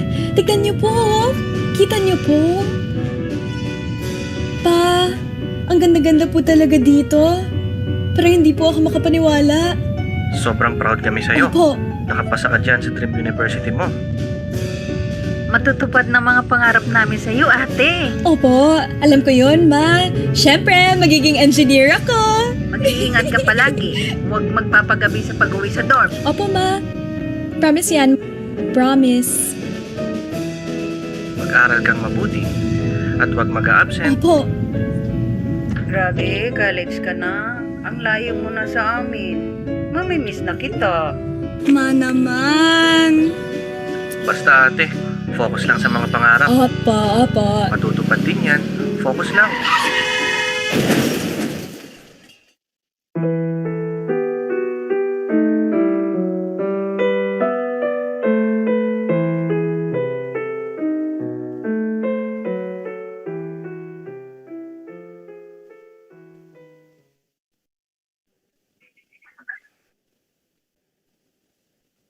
Our next speaker is the Medical Center Chief of the DOH Cebu South Medical Center in Visayas, Dr. Agustin D. Agos Jr. Cebu South Medical Center, or CSMC, previously known as the Talisay District, started as the smallest DOH hospital in the country with only 10-bed capacity in 2011. Now it is upgraded to 250 beds, level 3 hospital with additional specialties including trauma, physical rehabilitation medicine, and sports medicine in Visayas in 2016. Through his leadership in 2014, the Talisay District Hospital was the first district hospital in the country to become ISO 9001-2008 and the first hospital in Central Visayas to achieve Red Orchid Hall Fame Award. Our speaker is also currently a consultant of the International Society for Organization Development and Change in Colorado, USA since 2017. To share with us his vision, we have Dr. Agustin D. Abbas Jr. Good morning, everyone. Can I be heard? Miss Sophia? Yes, po. Okay. Good morning, everyone. This is the vision for a trauma center in Southern Cebu, an organizational development perspective. Organization development is defined as a planned change effort, organization-wide, that is managed from the top to improve or increase organizational effectiveness, efficiency, and health through interventions which we call OD interventions to the processes of the organization, applying behavioral science knowledge, technology, and research. Next slide, please. Next slide. Putting the proper context, on our left is the Formula 1 Plus for Health, or the health sector reform agenda of the Philippine government in support of Republic Act 11223, or Universal Healthcare Act for all Filipinos. Our strategic goals of the Formula 1 Plus for Health are better health outcomes, more responsive health system, more equitable healthcare financing. And we have to emphasize that we give emphasis on giving care, appropriate care, in combating top risk factors, which is road traffic injuries. So this is a proper context of our discussion. Next slide, please. Thus, the hospital, to align its strategy, we come up with this strategy map. Thus, our desired impacts are the same strategic goals that of the Formula 1 Plus for Health. And we envision to achieve that Cebu South Medical Center will become a premier medical institution, specializing in trauma, physical and rehabilitation medicine, and sports medicine in the Visayas by 2028. And this is a very good vision because it is also in support with the figure on our right, the 5 pillars of the Philippine Road Safety Action Plan, which is pillar number 5, to improve trauma care and rehabilitation. Next slide, please.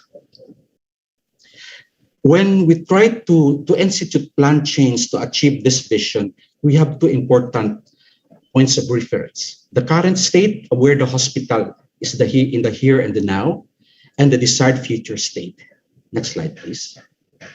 Next slide. A trauma center is a type of hospital that has the resources and capacity to provide multi-specialty care to severely injured patients. In the here and the now, the hospital is currently in the category of a level 3, trauma care facility. So we can provide trauma care in the category of a level 3 trauma center. Thus, we envision to become a level 2 trauma center in 2024 and to a level 1 trauma center in 2028. The photo on the right, we have a detailed elementary requirements of how to become a trauma center. Level 1 to level 5, as proposed by the American College of Surgeons. Next slide, please.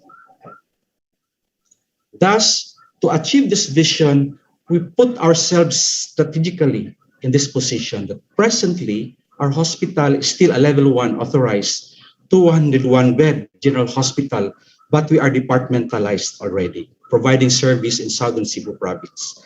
And we have a level 3 trauma center capability.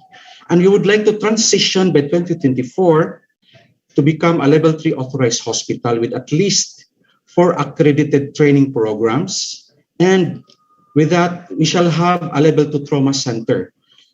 We have to strive that by the time we shall be able to provide the necessary neurosurgical care services. So sa ngayon po, nangailangan kami ng neurosurgeon to join DOH Cebu South Medical Center. So by 2028, we shall be a level 3 authorized 350-bed medical center as envisioned and the DOH Philippine Hospital Development Plan, we shall be a regional center for trauma, physical and rehabilitation medicine, and sports medicine center in the Visayas. And by the time, with the multi-specialty services that we shall be having, we can now put up or operate as a level 1 trauma center. Next slide, please.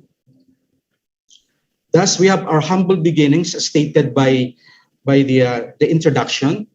I'd just like to highlight that Cebu South Medical Center is the only DOH hospital in the southern part of the Cebu province. And thus, we are the DOH referral hospital in southern Cebu.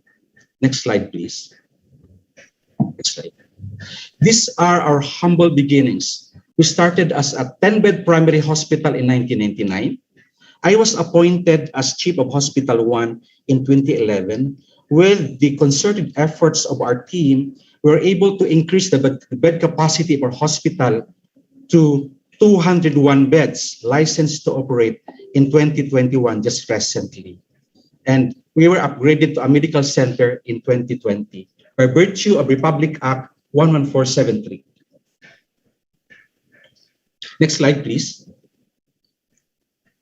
Why a trauma center in Cebu South Medical Center? This is because the location of the hospital is strategically situated in the Cebu South Road properties.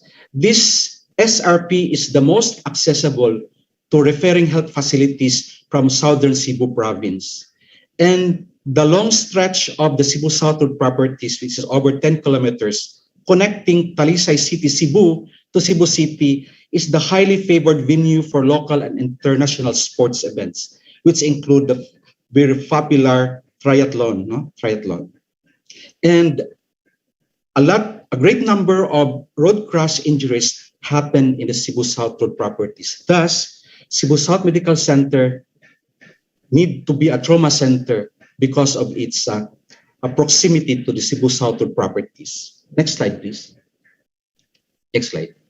So I'm just trying to show to you the 3-year statistics, and I presented 2018 to 2020 separately in this manner, that we have in the left upper quadrant the trauma statistics of the hospital in 2018 in terms of causes of trauma.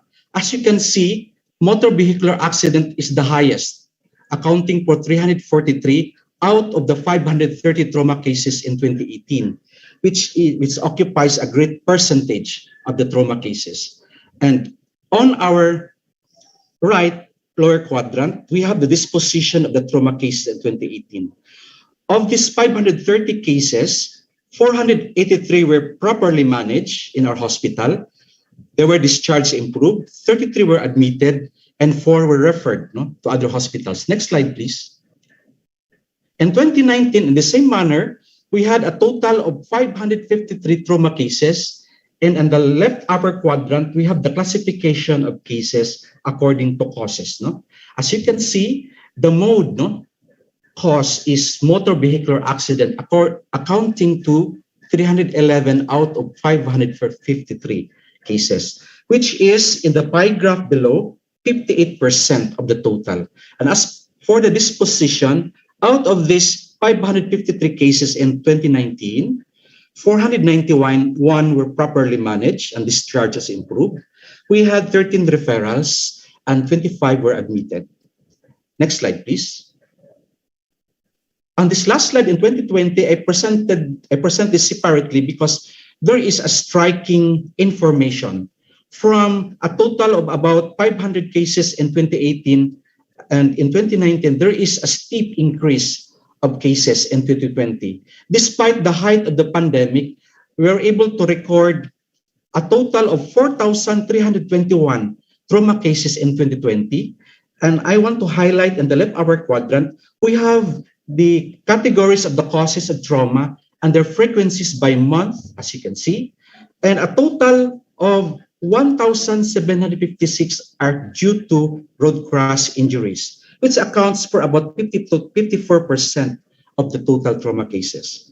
In the right lower quadrant below, as to the disposition of this number of cases, we admitted 403 cases, but we referred 298 cases. And the main reason for this is for the lack of some subspecialty services I would like to specially mention we lack a neurosurgeon to join our team. So I'm calling those are listening, able neurosurgeon. I am open for an application for a neurosurgeon to join our team. And about 3,327 were discharged as improved. Next slide, please. Next slide. And in summary of the top six trauma cases in the hospital for 2018 to 2020, as we can see, the road crash injuries has the highest frequency. Next slide. Next slide, please. Now, how were we able to manage and where are we? Backward, please. Backward. We have already established, though we are a level 1 hospital, the necessary subspecialty and specialty services in Cebu South Medical Center. We have departmentalized services. For the surgical department, we have a total of 25 surgeons, trained surgeons, and many of them are board certified. And on the last column, we have the specialty and subspecialty services. Thus, we lack a neurosurgeon in our team. Yesterday, I was able to interview and hire an ophthalmologist to join our team and an additional physiatrist to be in our team.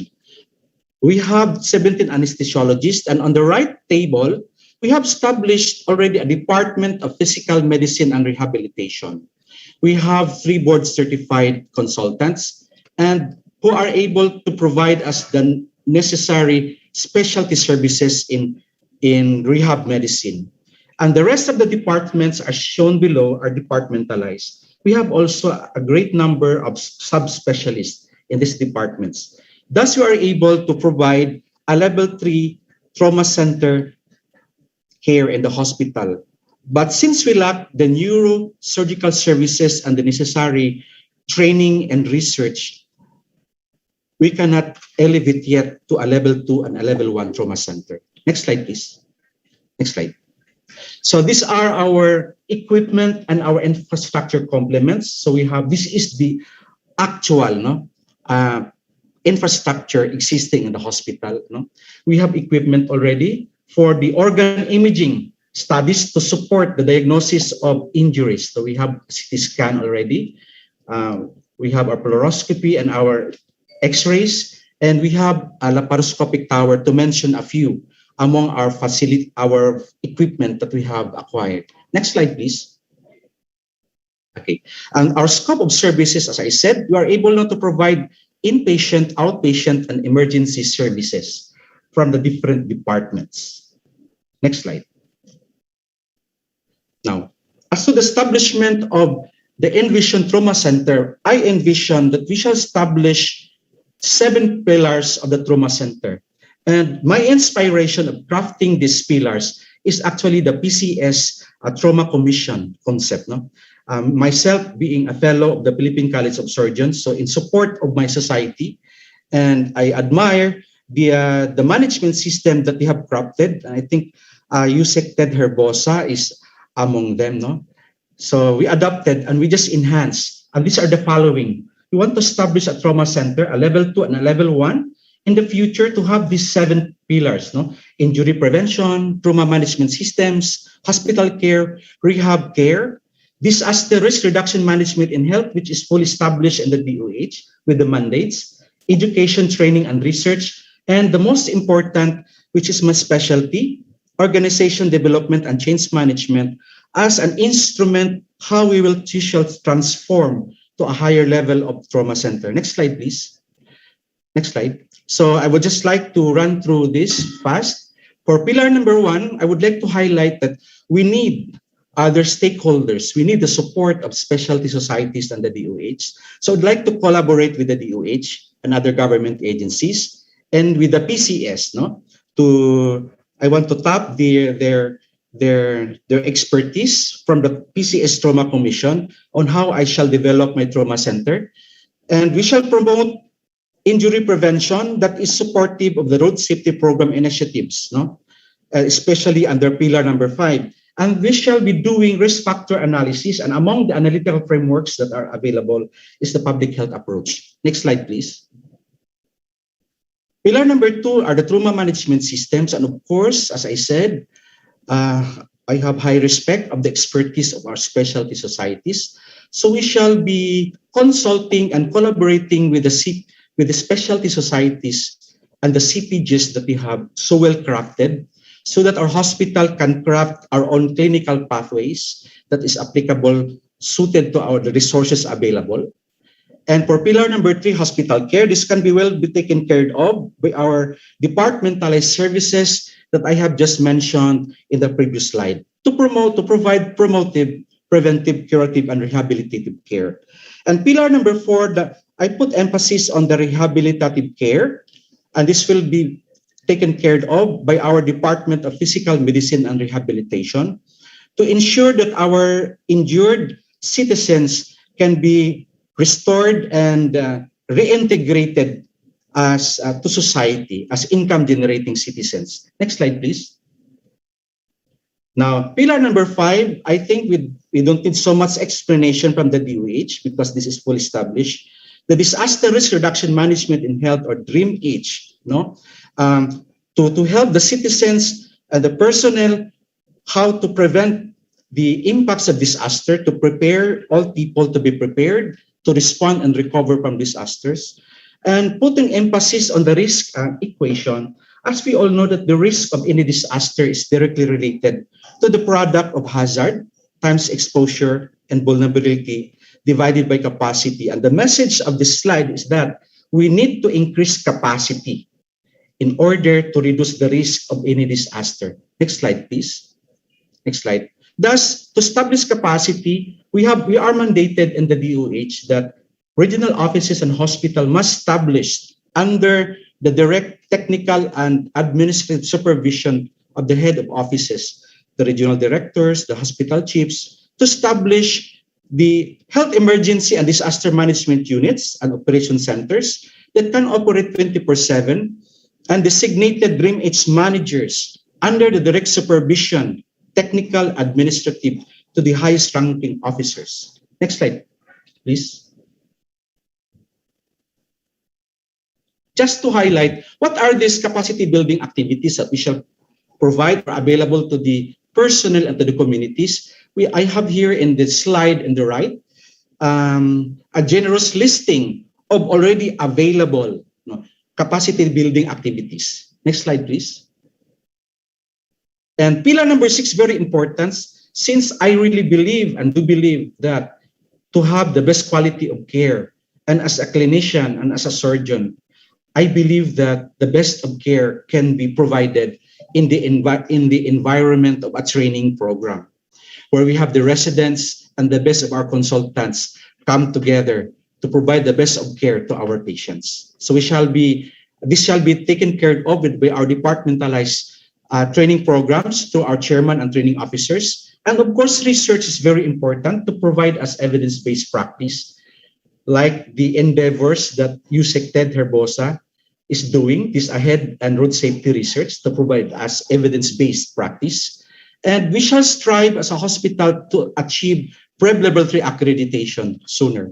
And we would like to emphasize that as a trauma center, we have to uplift the mandates to provide service, training, and research.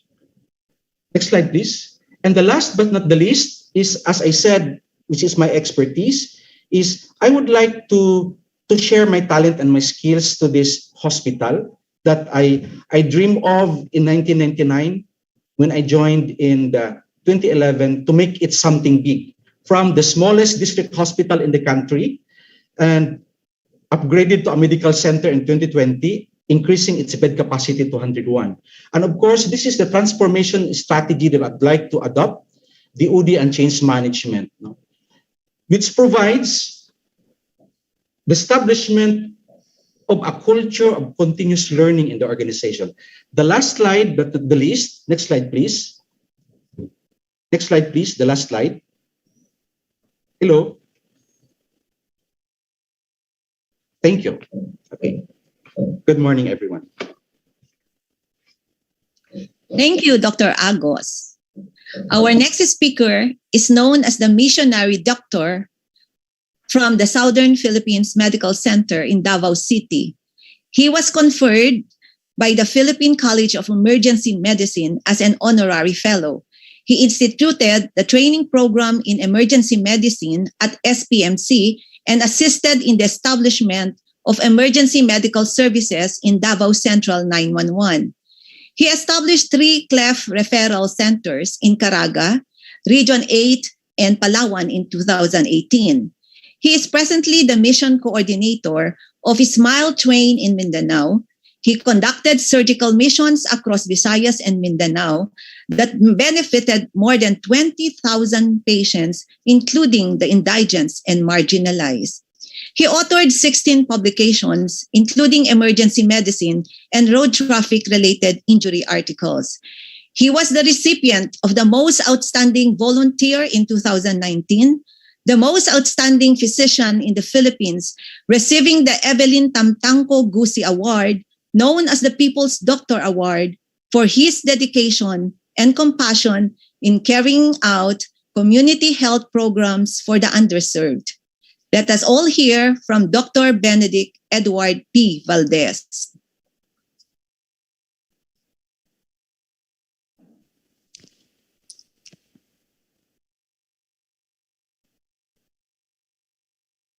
Good morning, everyone. Can you hear me clearly? Yes, sir. Okay, my talk is less than 15 minutes, and I don't have any disclosure as for the moment. Okay. This has been borrowed from the internet last 2014, and I think the diagram here would depict that trauma, road crash, traffic accidents is a public health issue and a public health concern, and we all know it's and it is preventable. That's why we have this webinar. Okay. As you can see, we are stricken around 3,700 deaths and 50 million more people. And just like in Southern Philippines Medical Center, 7% of trauma are major trauma and being admitted, and the rest are minor cases. Okay. Now, as you can see here, before we established the emergency medicine department to actually improve the healthcare service of the hospital, then we started at around cardiac arrest. Our level of ROSC, or return of spontaneous circulation, is around 7%. But again, as we go along here, it has actually improved into 34%. And globally, it is actually like around 50%. So surprisingly, last March 2021, our return of spontaneous circulation after an aggressive resuscitation, or CPR, is just only 9%, because, as you can see here, there's a lot of grim patients, and even the survivability is challenged because of the gravity of the illness then. So the ratio of admissions in the emergency department, and I know it's congruent in other medical centers then, that I think surgery will be the top 3. But before COVID in SPMC, the Department of Surgery has the most number of transactions, and 1/3 of each is trauma. Okay.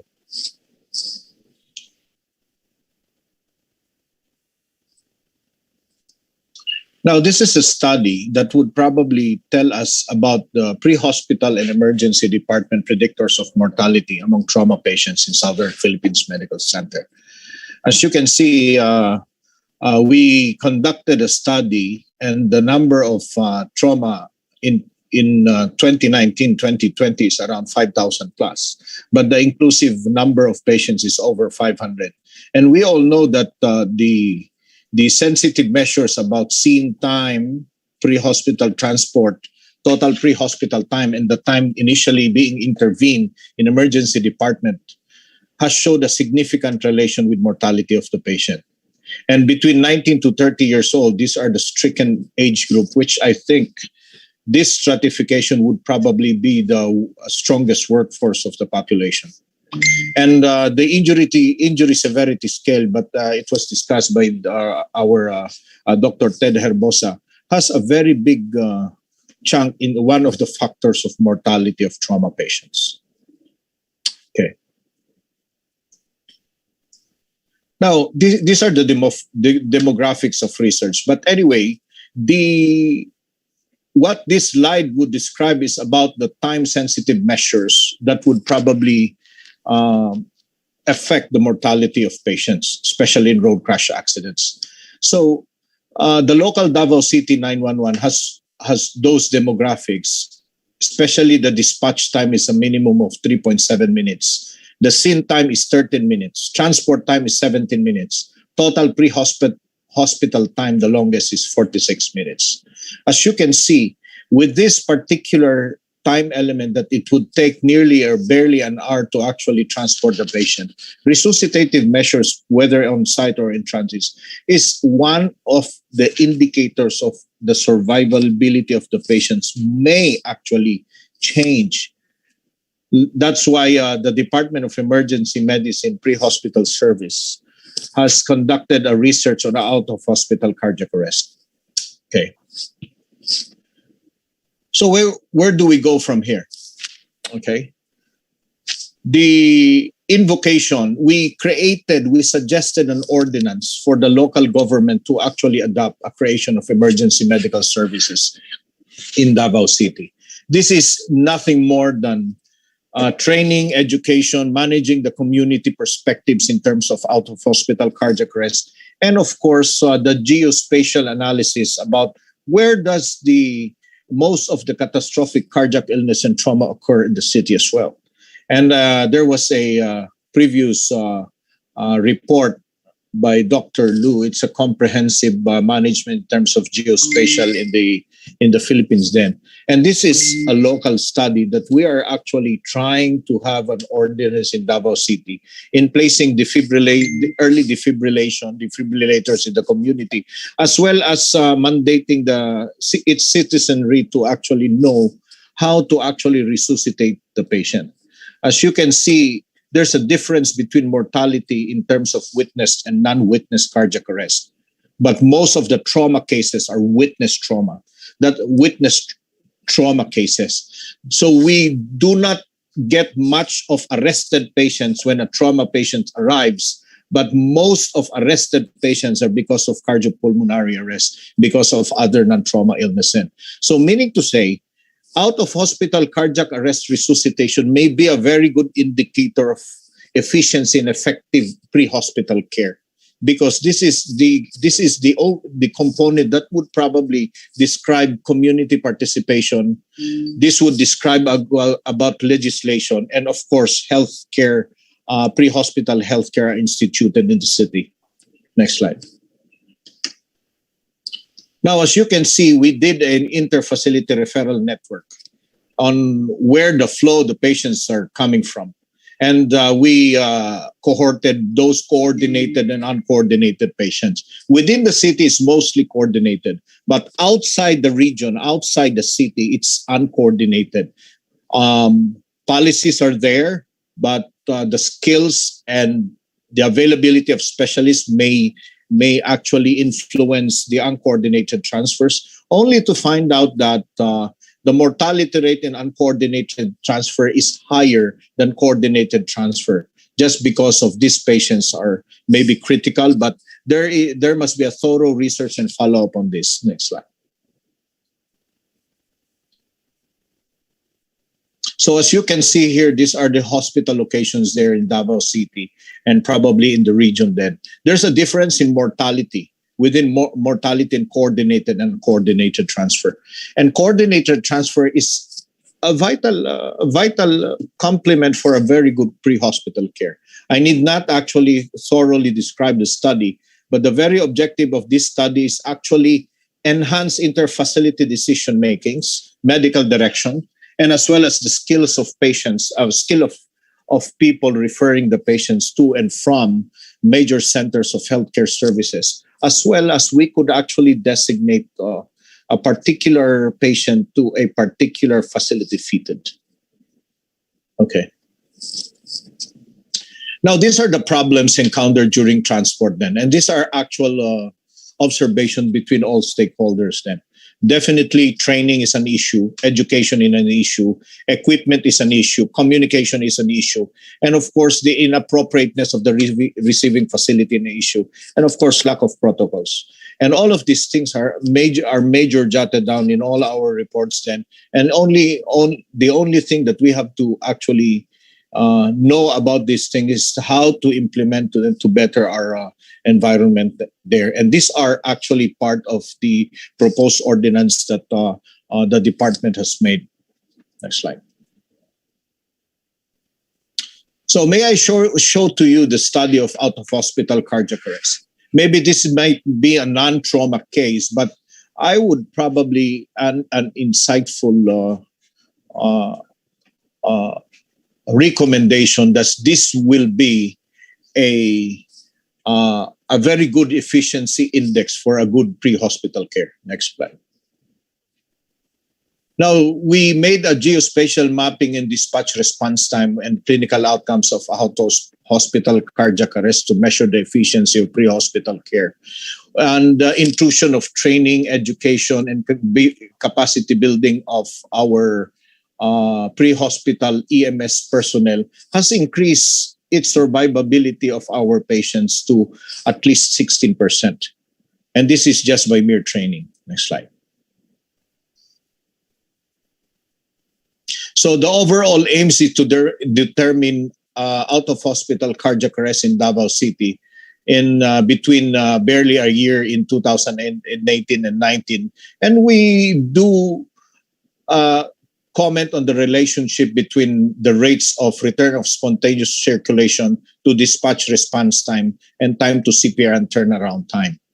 And you might notice that, next slide please, you might notice that there's an outstanding difference between how we fared, but the post-return spontaneous circulation status when we reach at an SPMC, of course, we could not immediately do an open heart surgery for these patients, and hypothermia therapy is not really initiated, and most of the deaths are we receive at around 83% at the ED, and ROSC is around 16% then.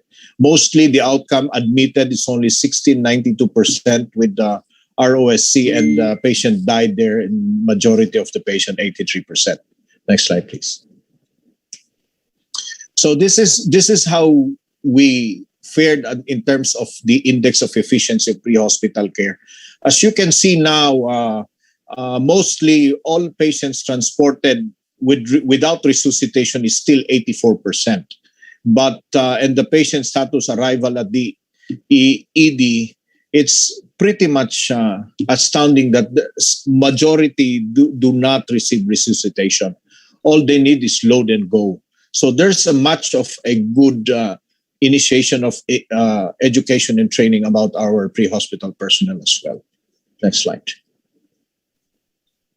So referral and transfer should not be made interchangeably, because these are two different words which would probably better most communication processes. Next slide.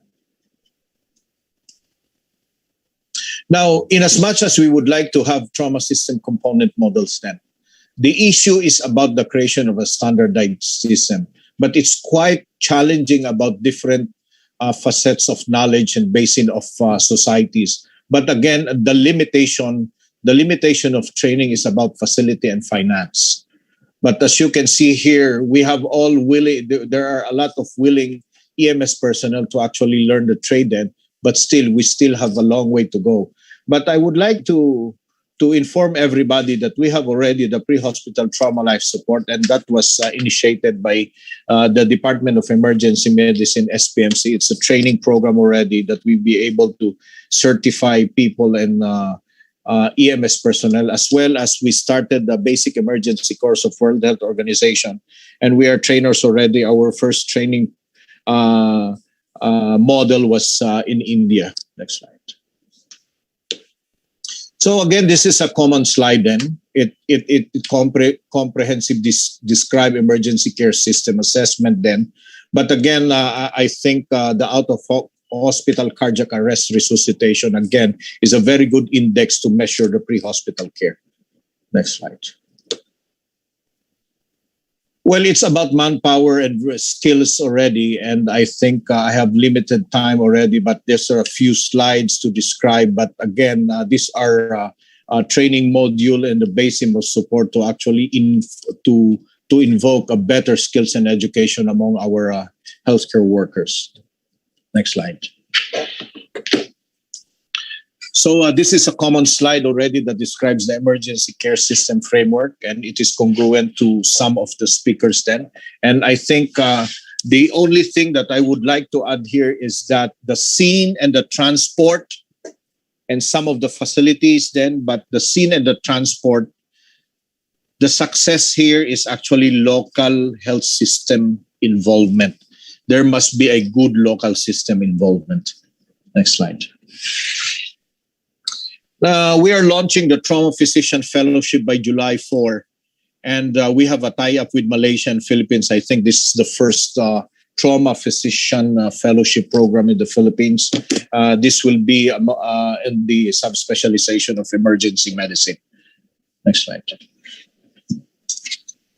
The invocation of one hospital command already has proved to be beneficial because we know the flow of patients coming from one institution to the other, appropriate facility to a particular patient, and the capacity and capability of hospitals is actually jotted down and observed of whether they're capable or not. Next slide. And this is our system in one hospital command. But the one hospital command, we put a hospital operations command center. Sooner or later, we will have a demographics, real-time demographics at our own new trauma and acute care institute already, that we would probably know the percentage of usage of ED, OR, ICU, and ward bed all in one mainframe computer, which would probably be complementing the one hospital command center. Next slide. Facility appropriateness is actually known, but the question here is it really implemented or not? With a lot of factors. Okay, next slide, please. Now, these are the common referring hospitals in Davao City then. And as you can see, most of the hospitals converge at Southern Philippines Medical Center, and with a lot of key agreements because of the deficient staff, equipment, knowledge-based, poor local health local health care, and political. Next slide. So these are some key agreements that we actually identify. It's true to all, and I think this would probably have a very good impact, especially on road crash accidents. Next slide. So what needs to be done then, again, is implementation of trauma care system. But I would like to add that strengthening local health systems would probably do the trick. The struggle of having a common and an institutionalized emergency care in the Philippines is still ongoing. But again, it doesn't mean that we cannot actually implement locally in our setting. Next slide. So again, we establish an early ambulatory surgery for trauma at the ER. These are ambulatory trauma cases that need not to be admitted, that's supposed to be admitted in the traditional basis. But long bone fractures, we can do it there, and then early discharge and just follow-ups then. And we are actually having this in our new trauma, acute care trauma surgery. Next slide. And then we established the first fellowship program in hyperbaric medicine under emergency medicine. And we actually have a SPMC live saving protocol. This is a activation, whether it's partial or full activation of a trauma team, because most of our number of cases are orthopedic fractures then. And we have this transcutaneous oximetry. I think this would probably assess microvascular perfusion. And this is an adjunctive procedure if you do not have any angiography then. Next slide, please. So again, we develop our Air Medivac, and these are a group of emergency medicines. We actually had 5 major Air Medivac, and one is COVID case patient. And then and one is a trauma patients, one is coming from Camiguin, and one is a transplant patients, a donor patient. And these are all successful medevac. So the whole basic emergency care course, we actually empowered Tawi-Tawi healthcare workers. We empowered local Davaoenos as well. And we have trained some international fellows in India. And we are now actually offering it to anybody and everybody, especially in the hinterlands, to better pre-hospital care. Next slide. This is the pre-hospital trauma life support. We have a series of a lot of trainees already and training already to capacitate local health workers. Next slide. You know, it takes a system to save a life, but actually in between those facets, then actually the driving force is not just about skill, not just about research, but come to think of it, it's actually about finance. And I think that's true to all. So this is my second to the last slide. And my last slide, I would like to convey to you that some journeys need not have roads. It's just only at the end of the day, it's a willing heart to participate and listen. And thank you very much and good morning. Thank you, Dr. Valdez. Motorcycles are considered the main killers on Philippine roads. Ang konsensya ay mga paalala ng ating mga magulang at mahal sa buhay. Laging may paalala para sa kaligtasan sa daan. Remember, you cannot get home unless you are safe on the road.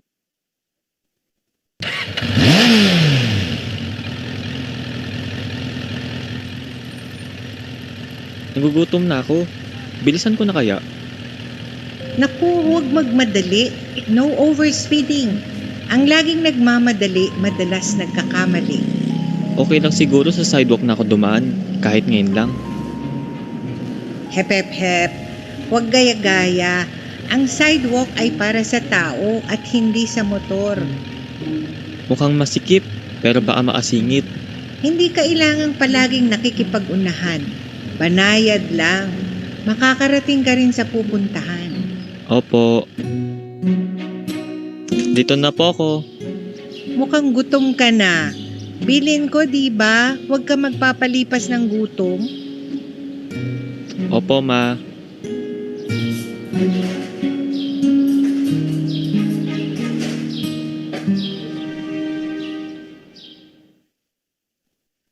Hep, hep, hep. Keep your eyes on the road and avoid distractions. Let us all be responsible road users.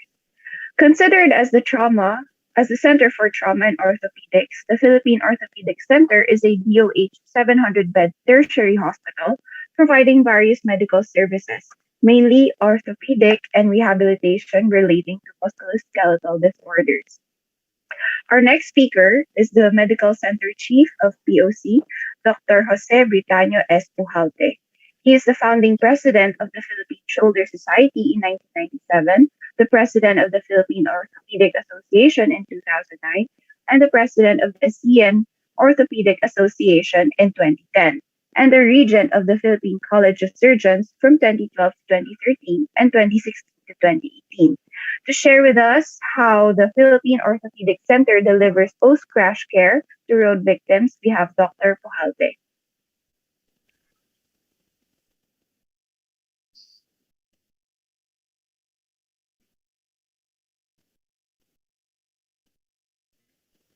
Sir, I think you are on mute.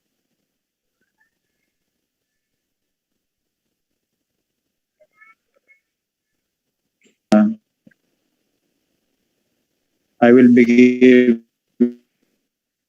giving the lecture on behalf of our medical center titled Delivering Post-Crash Care, a Public Health Burden. Next slide, please.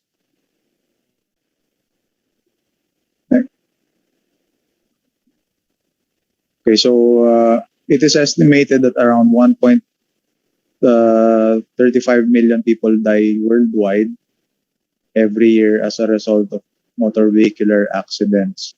And the most vulnerable are among the pedestrians, cyclists, and motorcyclists who have a high motor vehicular accident crash. Next slide, please.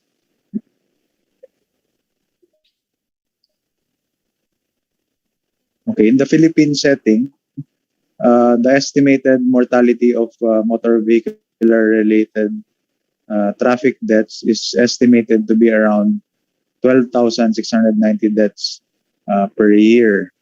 And the cost of these road accidents are 2.6% of the country's gross domestic product.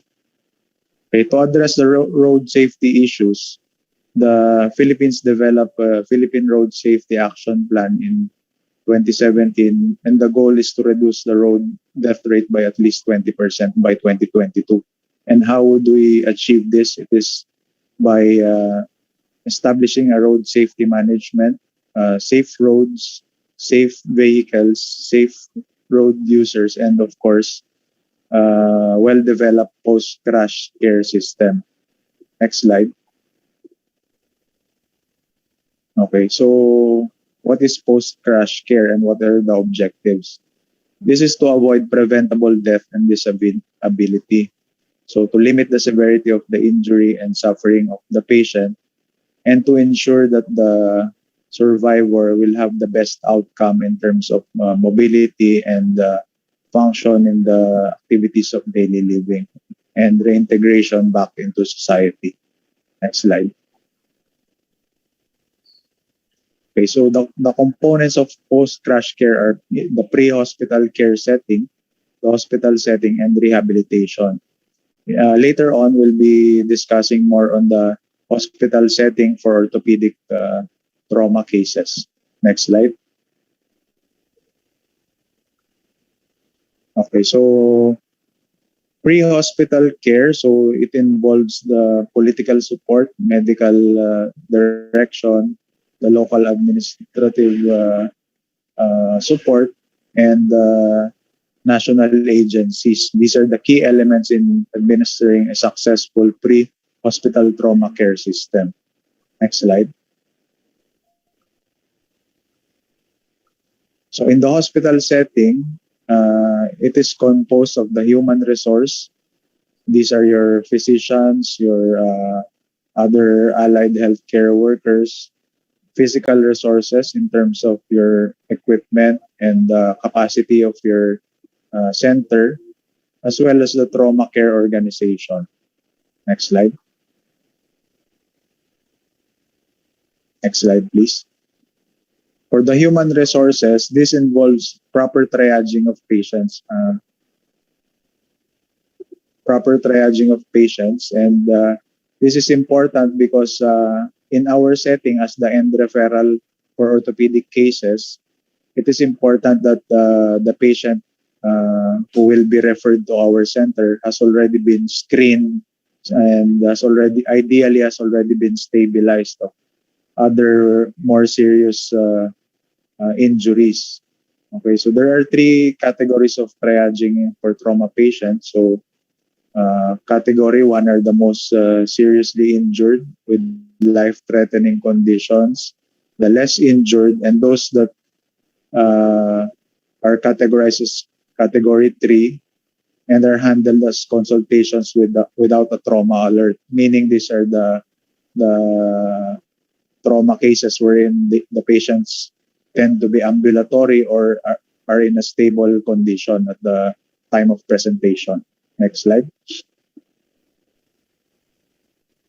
So for the hospital setting, this involves the primary care physicians, the secondary care, and the tertiary care. Okay, and it is important that there is proper communication among the team within the healthcare setting, so that timely referral to the secondary as well as the tertiary care providers are made.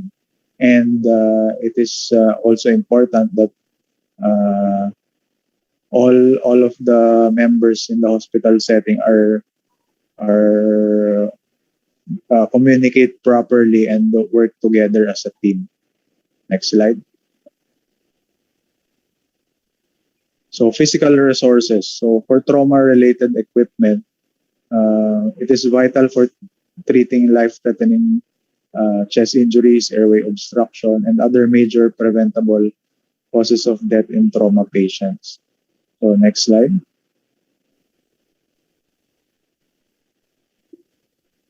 So for the organization of trauma care, this is a prerequisite for high quality care in the hospital emergency department setting. Okay, so Essential Trauma Care Project is a collaborative effort between the WHO and the International Society of Surgery. Next slide. So for rehabilitation, for road crash victims, so they usually end up with permanent disability. So rehabilitation minimizes future functional disabilities, and it helps to restore the patient back to an active life within the society. So this involves a multidisciplinary team approach comprising of your physical medicine and rehab, orthopedics, as well as the other surgical subspecialties, as well as your nursing staff, psychologists, and even the prosthetics and orthotics specialists. Next slide. Next slide, please. Okay, in our setting, so the Philippine Orthopedic Center is a government facility. It's a 700-bed tertiary hospital composed of trauma services, adult orthopedics, pediatrics, tumor, hand, and spine surgery, among others. We also have an anesthesia department, radiology, rehab med, and other subspecialties. Okay, so this is 700 tertiary specialized hospital for catering only purely to orthopedic cases. Next slide.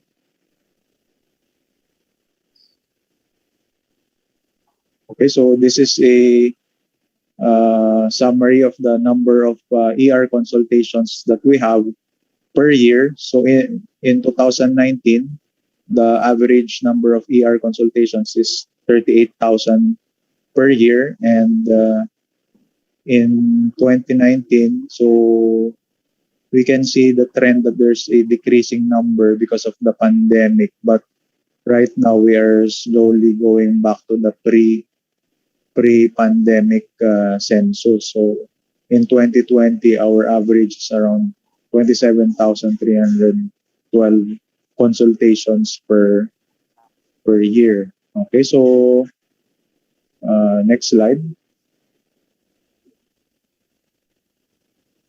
So for the admitted cases, so around 1,700 patients are admitted per year.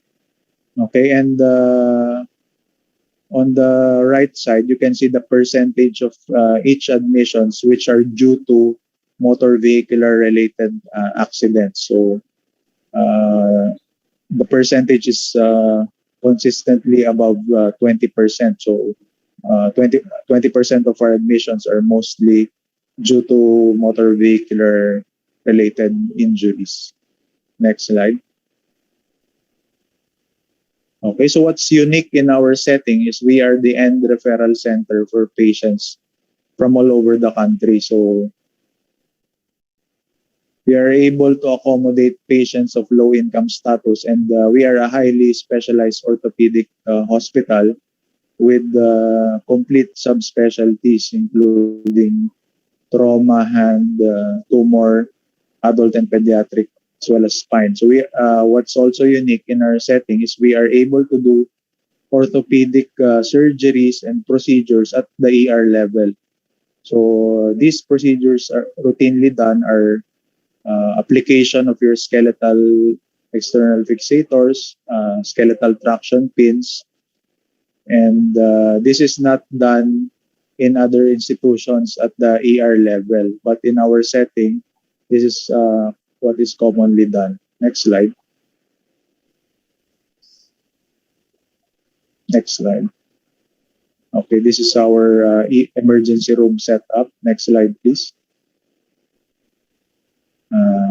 Okay, so for the minor procedures in the operating room, we are able to perform debridement, suturing of wounds, casting and close reduction, and insertion of skeletal traction pins. Next slide. Okay, so for major procedures, these are debridement of open fractures, application of external fixator, fasciotomies, and wound exploration with tendon or neurovascular repair, as well as arthrotomies. Next slide. So this is also unique in our center because of the high volume of patients, we place patients with long bone fractures on skeletal traction. So the purpose of this is to lessen the pain and to prepare to also to reduce the fracture and give us an easier time during the definitive procedure. Next slide. Okay, so these are just example cases that we have. Motor vehicular accident patient with a femur fracture. Next slide. And then what we do, we place them on a skeletal traction, so you can see that the fracture is reduced and pulled back to length in preparation for the final surgery. Next slide. Okay, so we are able to do intramedullary nailing. Okay, so on the average, it takes around 2 to 3 weeks before a patient has the definitive surgery due to all the factors considered like the procurement of the implant as well as scheduling of the surgery.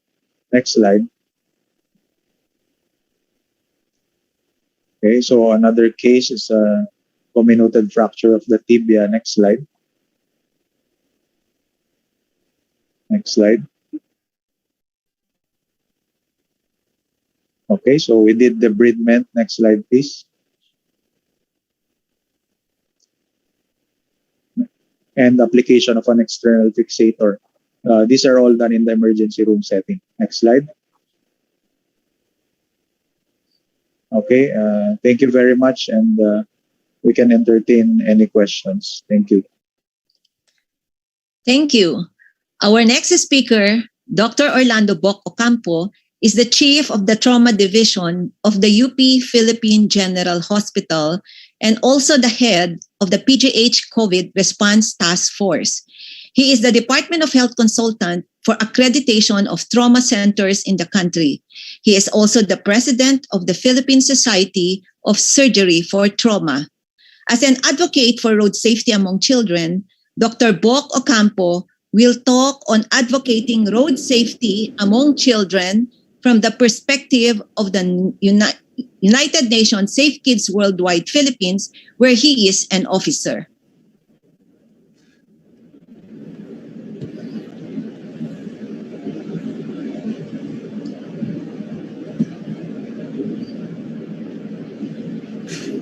Thank you, Jinky.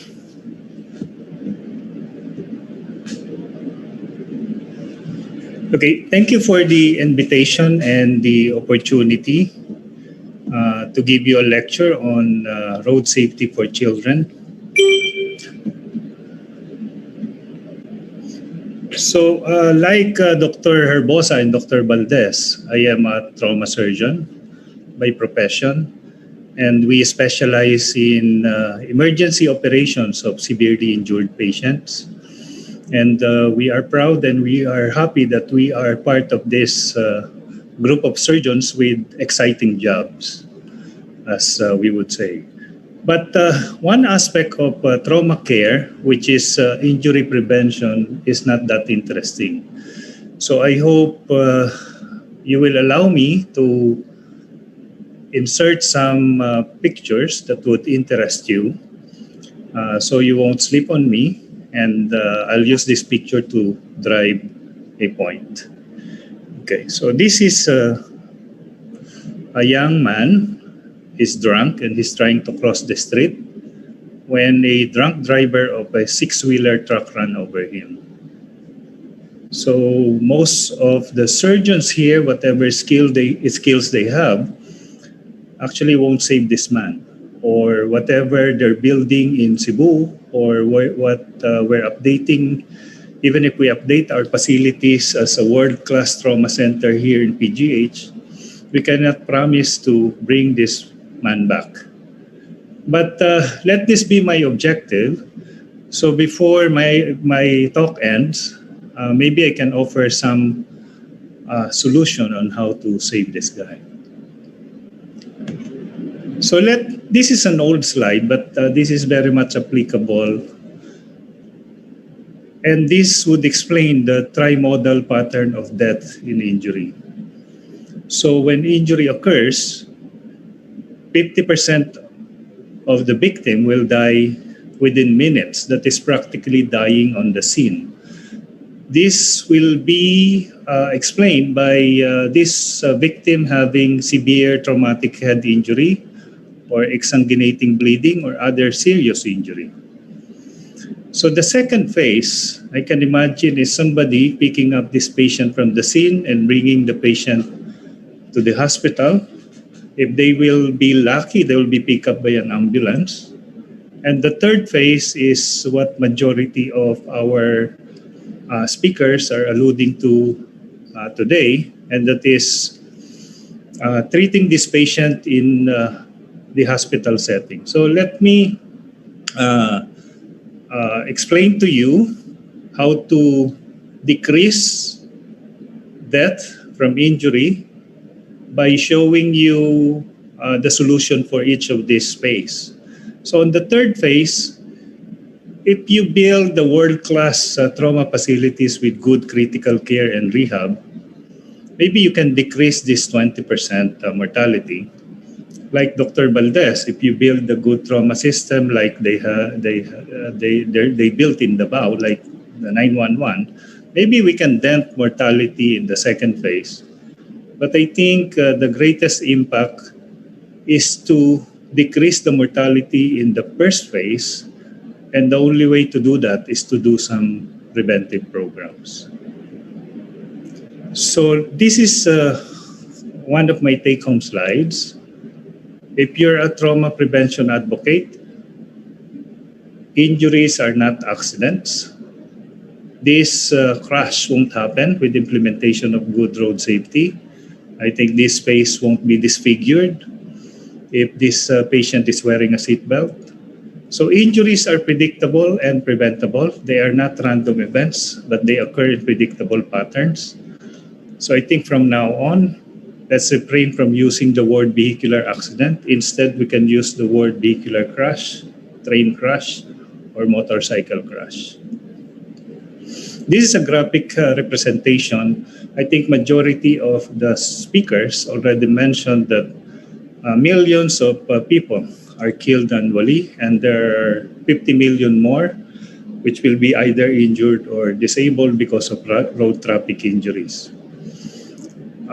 Dr. Jinkilu also mentioned that the most vulnerable groups are the pedestrians. As a matter of fact, they are killed in traffic-related injuries at a rate of 1 every 5 seconds.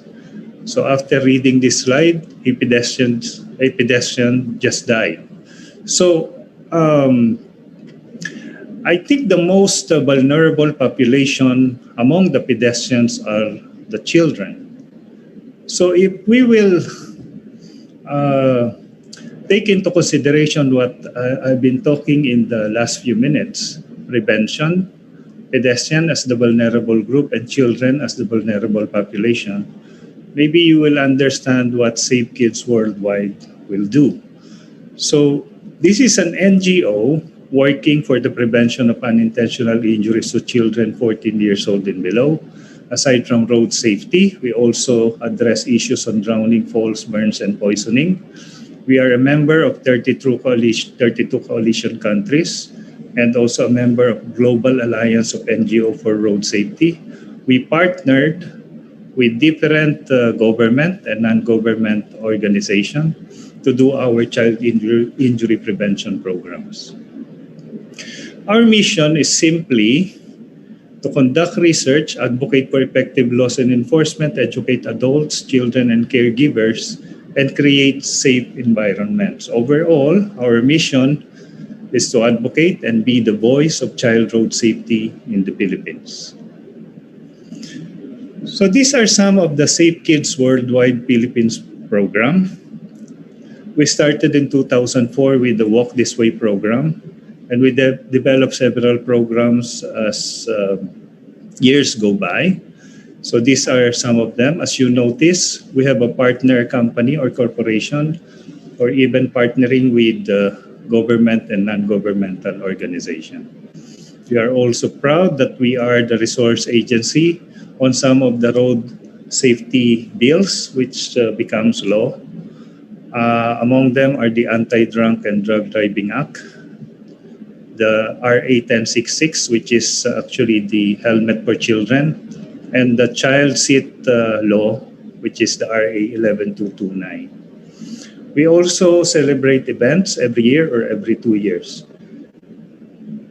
Okay, so because of the interest of time, I can't explain all of these programs, but I chose one of our oldest program, and which is the Walk This Way program under PEDEX, and also the two other programs under it, the Young Road Safety Advocate Program and the Photo Boys.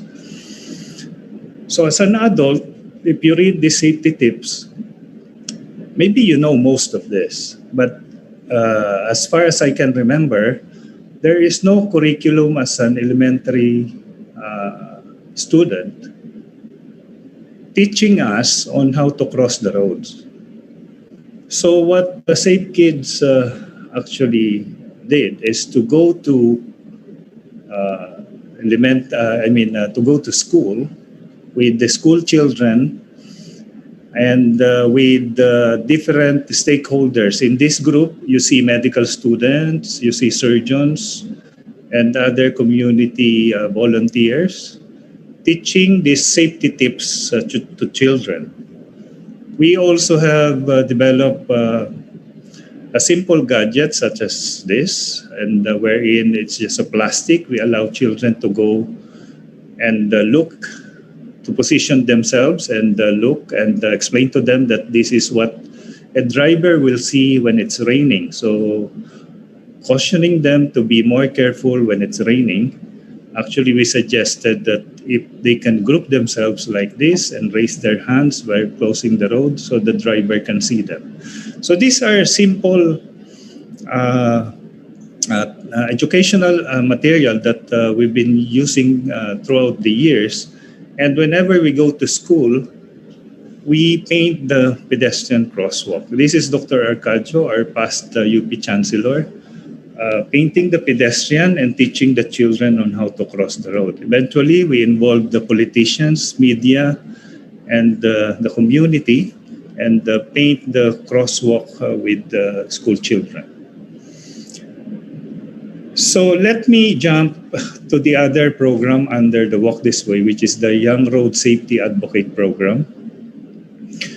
So it's a simple scheme wherein Safe Kids staff will teach a grade 5 student, and that grade 5 student will teach a fellow grade 4 student. So the following year, when this grade 4 student will become grade 5, she will be the one teaching the other batch of grade 4, and the cycle will go on. So we call this peer-to-peer. And this is where we notice that these school children are innovative and creative. They do skits like this, and they do signages as creative as this, and some of them develop videos. So one of the programs that we're actually proud of is the Photo Boys, wherein we give school children a disposable camera, and their goal is to take pictures on their way to school, taking note of any obstruction on the road. This is one of the pictures. I think this child is looking at this man who should not be positioning, selling his wares on the street. And this is actually glaring because this motorcycle is about to hit them. And this child can't walk even on the sidewalk because other vendors are occupying it. So this would be posted, and we invite we invite politicians, media, and other stakeholders so that the school children can explain it to them. This is more of community awareness. So policemen will know, and eventually will do some preventive programs along the way. So there are achievements of Safe Kids worldwide that we are proud of, two of which are the following. We reach more than 2 million children from our direct road safety education since we started. And our Walk This Way manual was already incorporated in the curriculum of DepEd in their Civica and Cultura subjects. And we start to notice as well that parents are learning to supervise their children going to and from the school. And there are traffic enforcers in the area now. And some devise ways on how to separate the pedestrians and the vehicles. So safety doesn't happen by accident. And I think this picture that I showed you before can only be prevented by doing some programs and preventing this from happening. So the best trauma care is not actually operating, but it's actually preventing it from happening. So I would like to end by saying, tell me and I will listen, show me and I will remember, involve me and I will understand. Thank you very much for this opportunity. Thank you, Dr. Bok Ocampo. Our next speaker is the Chief of the Section of Trauma and Critical Care of the Jose R. Reyes Memorial Medical Center, among the outstanding hospitals in the country, known for its medical service, training, and research, especially in providing quality service for indigent patients. Dr. Joseph P. Huico is the Program Director of the Consortium on Fellowship Training in Critical Care and Trauma Surgery in Jose Reyes Memorial Medical Center and at the Carino Memorial Medical Center. He was the previous chairperson of the Philippine College of Surgeons, Committee on Trauma, and Philippine Society for the Surgery of Trauma. Good morning. I will be presenting our institution's experience in vehicular crash patients. I have no disclosure. Next slide, please. Jose R. Reyes Memorial Medical Center is one of the country's comprehensive centers dedicated to the care of trauma, burns, and acutely injured patients. For years, it has served as a Department of Health, retained and referral center, and a national model for trauma care. We have trauma surgeons and surgical intensivists that manage the aspects of trauma care from admission to discharge. And our institution has a dedicated trauma resuscitation base, a 5-bed surgical ICU, a trauma operating rooms, and trauma wards as well, trauma ward beds as well. This slide shows you just some of the patients that have experienced care in our institution. Next slide, please. This was mentioned earlier, the multimodal distribution of trauma deaths. But let me just explain it to you further. That this was first described in 1982, and this trimodal distribution of deaths implies that death due to injury occurs in 3 periods or 3 peaks. The first peak occurs within seconds to minutes of injury, and during this early period, deaths generally results from apnea due to severe brain injury, high spinal cord injury, or rupture of the heart, the aorta, or other large blood vessels. Very few patients can be saved because of the severity of their injuries. And only prevention can significantly reduce this period or this peak of trauma-related deaths. Next slide. Now, the second and the third period is where our institution is responding. Now, the second peak occurs within minutes to several hours following injury. And deaths that occur during this period are usually due to traumatic brain injuries like subdural hematomas and epidural hematomas, pneumothorax, ruptured solid organ injuries like the spleen and the liver, and orthopedic fractures like pelvic fractures and multiple other injuries that is associated with significant blood loss. Now, this is characterized by the need for rapid assessment and resuscitation, which are the fundamental principles of the advanced trauma life support. Now, the third peak, which occurs several days to weeks after the initial injury, it most often due to sepsis and multiple organ system dysfunctions. Now, care provided during each of the preceding period affects outcome during this stage. So the first and every subsequent person or the next echelon of care for the injured patient has a direct effect on long-term outcome. Now, the distribution of deaths will actually reflect the local advances, the local capabilities of a trauma system. So that continuous development of standardized trauma training, the better pre-hospital care, and trauma centers with dedicated trauma teams and established protocols to care for this injured patient may alter this picture as far as survival is concerned. Next slide. Now, the top three mechanisms of injury seen in our emergency room are the motor vehicular crashes, particularly the motorcycle. Next slide. Now, over 20,000 patients with vehicular crash cases arrive in our institution every year. Note that these patients encompass all subspecialties in surgery that will include not only general surgery, but all the subspecialties that are present in our institution. Next slide. Now, looking at the total vehicular cases, the upper dark lines constitutes the total vehicular patients that is seen from 2016 to 2020. The darker lines are what we call the total vehicle crash patients was seen by other specialties. Now, the bottom, the lighter side of the green line on the bottom of the screen is handled by our department, specifically the general surgery and the neurosurgery, since these two specialties are under our department. But all of these patients were initially seen by our trauma team to assess whether there will be a presence of immediate or even potentially life-threatening conditions that needs to be managed. If we're going to look at the 2020, during the start of the pandemic, there was a note of decrease in the number of trauma cases. Next slide.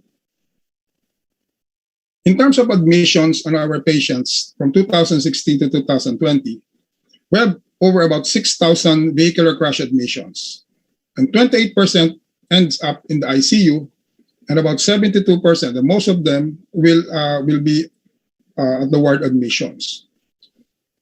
For the ICU, about 1.5 out of 10 patients die, or 15%, and in the wards, about 0.5 out of 10 patients die, or 5%. Now, these patients are multiply injured patients. No? They die from sepsis or cardiac dysfunction that are not directly related to the physical injury, to the acute physical injury. Next slide. The cost, next slide, please. The cost of the admissions are as follows. For our ICU patients, they're about 21.8 million per year. And for ward admissions, 8.7 million per year. For 5 years, we're totaling over about 150 million pesos in 5 years that are spent for trauma patients in our institution. Next slide. Vehicular crashes admissions that underwent surgery, note I mentioned earlier that there was a decrease in vehicular crash cases in 2020. However, there was increase in the percentage of operative patients. We admit this, there was a decrease, but because of increased operative, because of the severely ill patients that we only admit them and that requires life-saving surgical interventions. And also, during the enhanced community quarantine, it really decreased the number of the vehicles on the road, indirectly affecting our trauma cases. Next slide. Now, the patients that underwent surgery are as follows. 81% of them, they were operated because of traumatic brain injuries, 11% of them thoracic, cardiac, and abdominal, and the orthopedic cases, 27%. Now, the hospital operates on about 25%, on average, but 25% of admitted patients were operated on. Next slide. Now, the rest of the patients underwent what we call non-operative management. So trauma patients are not solely surgical patients. Now, some are assessed by non-operative management, secondary to blunt mechanism. These patients are admitted at the CICU or the ICU for close monitoring, and some are admitted in for the ward for admission. Now, other non-operative management includes decompression for traumatic brain injuries, pain control, and management of rib fractures and long bone fractures. Next slide.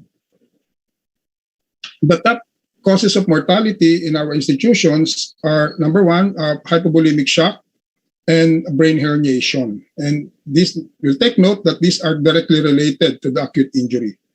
The rest, they develop later on with clinical course in spite of their management. Now, for hypovolemic shock, one of the things that we can work on is developing, or we have developed the massive transfusion protocol that will help and aid in the management of these patients as far as hypovolemic shock is concerned. Next slide. Now, for the economic burden, Villamor and Madrid, our graduate in fellowship training and our consultant, presented a descriptive and inferential research design to look at the resource burden by trauma patients in surgical ICU. And it says here that majority of our patients that are admitted at the ICU are actually non-trauma patients, or what we call general surgery patients. But for trauma, majority of the patients that are treated in the ICU are considered non-operative management. Next slide. So the ICU patients consume more CICU resources like blood transfusions, laboratory monitoring, multiple procedures, and longer rehab. No? Next slide. Next slide. So looking back at the prevention of the helmet and seatbelt in particular, these are the patients that we have seen and encountered, and the surgical duty on that time will ask them, bakit ka hindi nagsuot ng helmet? And these are the reasons. Mainit po kasi, nagmamadali po kami umuwi, malapit lang ang bahay, nakainom ng konti. And these are just the consequences, no, of not wearing a protective gear. Next slide. Also in seatbelts, bakit di ka naka-seatbelt? Ang reasons, masikip daw, nasa likod lang siya at hindi pa rin napapaayos. So, if you consider looking at these patients with welt on their chests that may signify a potentially or immediately life-threatening conditions, as also with flail chests and other significant chest injuries. Next.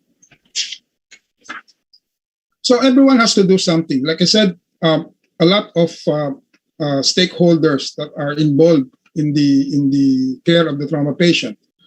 As a trauma center, we have already mentioned the trimodal distribution of death.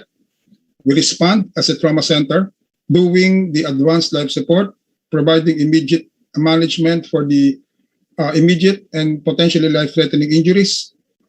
But it is always important to look back on how it can all be prevented. Next slide. So just to look at the some of the Republic Acts that attempts to decrease or mitigate injuries for our patients, this should be strictly implemented. Republic Act number 8750 for the Seatbelt Act of 1999 and the Republic Act of 10054, a Motorcycle Helmet Act of 2009. All stakeholders are doing their part because next slide, our goal is actually zero preventable death. Thank you so much. Thank you, Dr. Huico. Here's another video reminder for you. Oh, magmomotor ka? Nakapag-safety check ka na ba? Mag-safety check ka muna. I-check ang gulong kung sapat ang air pressure, maayos ang brake pads, at walang mga leak. May control ka ba? Tingnan kung gumagana ang throttle, pedal, mga kable, at side mirrors. Punta naman tayo sa electronics. Dapat maayos ang battery, headlamp at tail lamp, turn signals, busina, mga switch at wiring. Habaan ng pasensya, kaunting check na lang. Importante ding i-check kung sapat ang gasolina, engine oil levels, hydraulic brake fluid at coolant. Oh, last look na. Tingnan ang buong frame ng sasakyan. Siguraduhin nasa tamang lugar ang mga screw, mga bolt at suspension nito. At syempre, huwag kalimutan ng helmet at iba pang safety gears. Ayan, okay na. Pwede nang simulan ang iyong ride. Ingat! Karamihan ng road crashes taon-taon ay mga motorsiklo. Habaan ng pasensya. Siguraduhin mag-pre-ride safety check bago gamitin ang inyong motor. Ingat!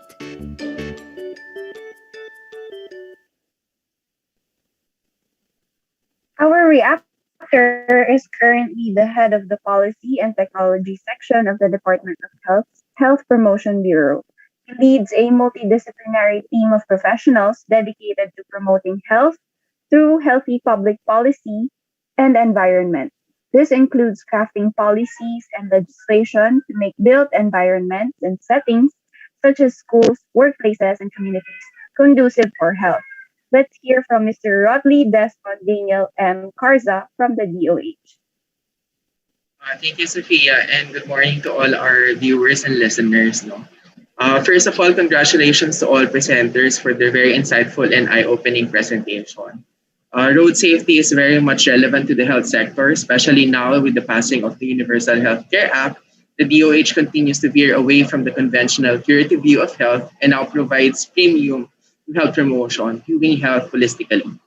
Health now is not just about prevention of disease. It now involves developing healthy public policies, creating health supportive environments, building inclusive communities, and practicing healthy behaviors. Indeed, post-crash response and trauma care for road crash victims remain to be of utmost concern as transport and vehicular crashes contribute to a majority of cases of reported injuries. Like many other health promotion initiatives, road safety involves reform at various levels. With this, to summarize my reactions to the presentations, allow me to share with you crash prevention for improvement of road safety. Okay, so first we have C for collaboration and coordination. Road safety is a complex issue and no single person, agency, or organization can solve it. Hence, coordination and collaboration of stakeholders from government sector, the academe, NGOs, and the private sector is necessary. Like what Dr. Legaspi mentioned earlier, it's like an orchestra. We need to act in a coordinated manner in order to optimize the prevention and management of road traffic injuries. Next for R, we have research. In the World Health Organization's document on post-crash response, research serves as a key component for post-crash response. This would involve information on crash data and documentation. Through the presentation of Dr. Herbosa and Dr. Lu, we can see that the data and research for vehicular crashes continue to improve in our country as several injury registries are already available. A, we have acute trauma response. A lot of our speakers talked about already about addressing the physical manifestation of trauma. But to add to that, I would like to also emphasize the importance of addressing mental health and not only the management of physical injuries. Mental health care for post-trauma cases would include acute stress coaching, trauma counseling and support group, as well as treatment of PTSD and other disabling conditions. Even for post-trauma response, we must have a holistic approach to health, keeping in mind that mental health is just as important as our physical health. For service delivery networks, we should optimize the management of patients through an established service delivery networks to ensure more rational management and even sharing of resources through matching patients to appropriate facilities. Perhaps one of the lessons we've learned from the current COVID pandemic is that this is actually possible. From our experience at the One Hospital Command Center, this model is not perfect, but it is something that we can already build on, as also shared by Dr. Valdez in SPMC. For H, hospital capacity. We need to ensure that our hospitals, health facilities, and human resources for health included are capable of responding to road traffic injuries. This include emergency medicine, trauma care, and rehabilitation medicine, such as those shared by Dr. Agos in Cebu, South Medical Center in Cebu Province, and Dr. Legaspi in PGH Manila. And to achieve this, I re-echo the message of Dr. Agos that we need to continue to build our capacity in responding to these incidents at all stages of care, from prevention to rehabilitation. With the recently issued EO on full devolution, including health, the role of LGU in investing in their local health system is key here. And last but certainly not the least, prevention. This will include efforts to prevent injuries, road traffic injuries, and of course, promotion of safe and active transport. As the saying goes, an ounce of prevention is worth a pound of cure.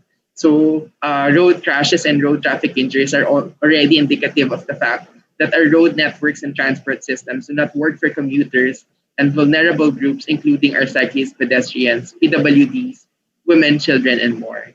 Hence, among other reforms, we need to scale up our rollout of active transportation in the Philippines, especially the infrastructure related to it, including establishment of protective bike lanes and other relevant road pavement improvement, better and functional pedestrian walkways, safer intersections, clearer signs and signals, and more. When we do this with the hope that roads that are conducive for the most vulnerable road users are also conducive to other road users as well.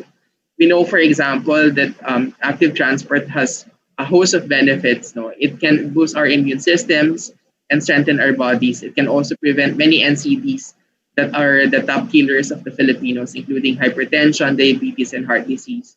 And of course, improve our mental health by reducing stress. By installing protected bike lanes and proper sidewalks, we are protecting the most vulnerable road users, increasing transport efficiency, and helping boost the local economy as well.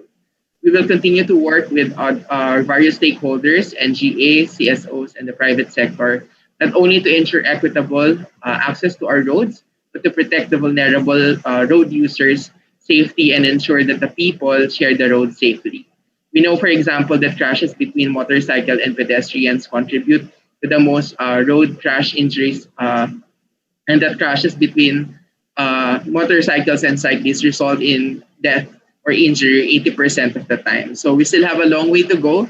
But again, we are not alone in this journey. We need to work together for crash prevention, for improvement of road safety. That's all. Thank you. Thank you, Dr. Carza. We have received a lot of questions and we appreciate all of this. Now we have the open forum. May we call on our director at the NIH, Dr. Eva Maria Cuchonco de la Paz, to moderate the Q&A. Thank you. Thank you, Dr. Jinky. As you have said, we have like over 1,000 people in this forum, and you probably have a lot of questions. But in the interest of time, we will have one question to be answered by all our esteemed speakers. I will request our speakers to limit your response to 1 minute, parang Miss Universe.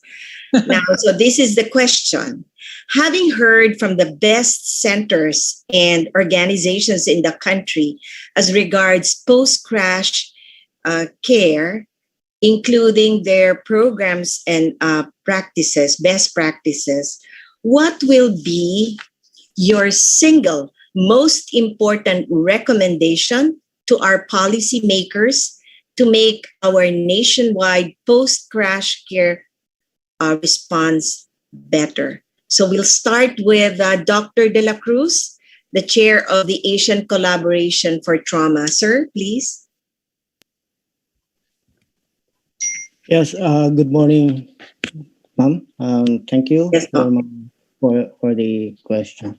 I think what is important for the our program in road traffic injury prevention is, of course, legislation. Of course, we need to have a national council for road safety. And in this, we will be involving all the government organizations and other agencies in promoting the prevention of road crashes and, instituting programs which will be which geared towards the decrease in the incidence of deaths caused by road injuries. Yeah. Thank you, Dr. De La Cruz. May we now hear from Director Gap Legaspi from the Philippine General Hospital. Director Gap. If he is not yet back in the call, maybe request Dr. Agos, the Medical Center Chief of CSMC. Please, Dr. Agos. Sir, you're muted. Good morning, everyone. Based on the post-crash care studies abroad, we also need to look into our local data, and we must come up with evidence-based management protocols. At sa kultura nating Pilipino, we might have the best protocols. There are sometimes flaws in the organization or the agencies. The leaders must strengthen more on the monitoring of the implementation and tracking and evaluating the results. And based on these results and monitored results, we can become a learning organization on how we can further improve the system. Thank you. We must adapt that culture of learning, from the evidence that we have, because we have an ample experts in the country and we have ample results. What we lack what we probably lack is to craft that management system that should be standardized and implemented across all levels, and for the leaders to be passionate to really monitor the results of this implementation and do feedbacking. Thank you, Dr. Agos. I think we now have Director Gap Legaspi. Just your answer to that one question, Director Gap. Good morning. Sorry, I missed a question. Okay. The question to be answered in 1 minute by all our esteemed speakers is, having heard from the best centers in the country as regards post-crash care injury, including their post-crash care, including their best programs and practices, what will be your single most important recommendation to our policymakers to make our nationwide post-crash care response better? 1 minute, Dr. Gap. I think it was, I emphasized it on my lecture. I took a few more minutes to explain that. It's the unified management of all of this, though, whether as a service delivery network or organized care locally, as was shown by SPMC. I think the benefits have clearly been shown. And for us here with the One Hospital Command Center and the PGH Transfer Command Center, I think unifying all of this in a very efficient way will be the single biggest intervention that will improve our care for its patients. Thank you, Dr. Legaspi. May we now hear from Dr. Valdez, Chair of the Department of Emergency Medicine, SPMC, sir. Thank you, ma'am. This question is always asked, but I always answer there's a lot of studies already. There's a lot of good minds. There's a lot of scholars, and there's a lot of different implementations, statures, organizations, and systems. Ang problema lang talaga, dapat political will talaga. Kasi kahit anuhin mo, meron ka ng architect, may engineer ka na, meron ka ng pera, pero kung walang political will, andyan pa rin yun. So, single is political will. Kasi we will not actually wait for all the studies to come up with the best solution. It's just placed on the table. But again, it's still political will.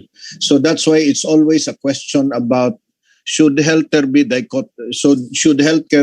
dichotomized from public policies and public administration? We really cannot actually divide those. So we have to work with them. Thank you. Thank you, Dr. Valdez. May we now have Dr. Ocampo, Chief of Trauma of the Philippine General Hospital. Dr. Ocampo, please. Hi, Ma'am Eva. Morning. Morning. I have lots, but sabi mo, isa lang eh. So I think the most important for me now is really the National Trauma Registry and the Trauma Data Bank. As a prevention advocate, I cannot measure anything without the baseline. So I won't even know whether my preventive program is working without the baseline. So I think we should start from there to develop an efficient, really national trauma data bank. Thank you. Thank you, Dr. Balk. And now let's have the Chief of the Section of Trauma, Jose Reyes Memorial Medical Center, Dr. Huico. Hello, good morning. Yes. Although we continue to improve and audit our trauma protocols for better management care of our trauma patients, in my opinion, there is no other way than a very good, extensive trauma prevention. Because we always say that prevention is better than cure. And if you're going to look at the trimodal distribution of deaths, the prevention can significantly reduce the peak. The 50% of these patients may already be saved just by a very good prevention program. Thank you. Thank you, Dr. Huico. There you heard from our experts the need for legislation. We need to look at local data and adapt a culture of learning to derive evidence, to derive protocols for monitoring and implementation from evidence-based research.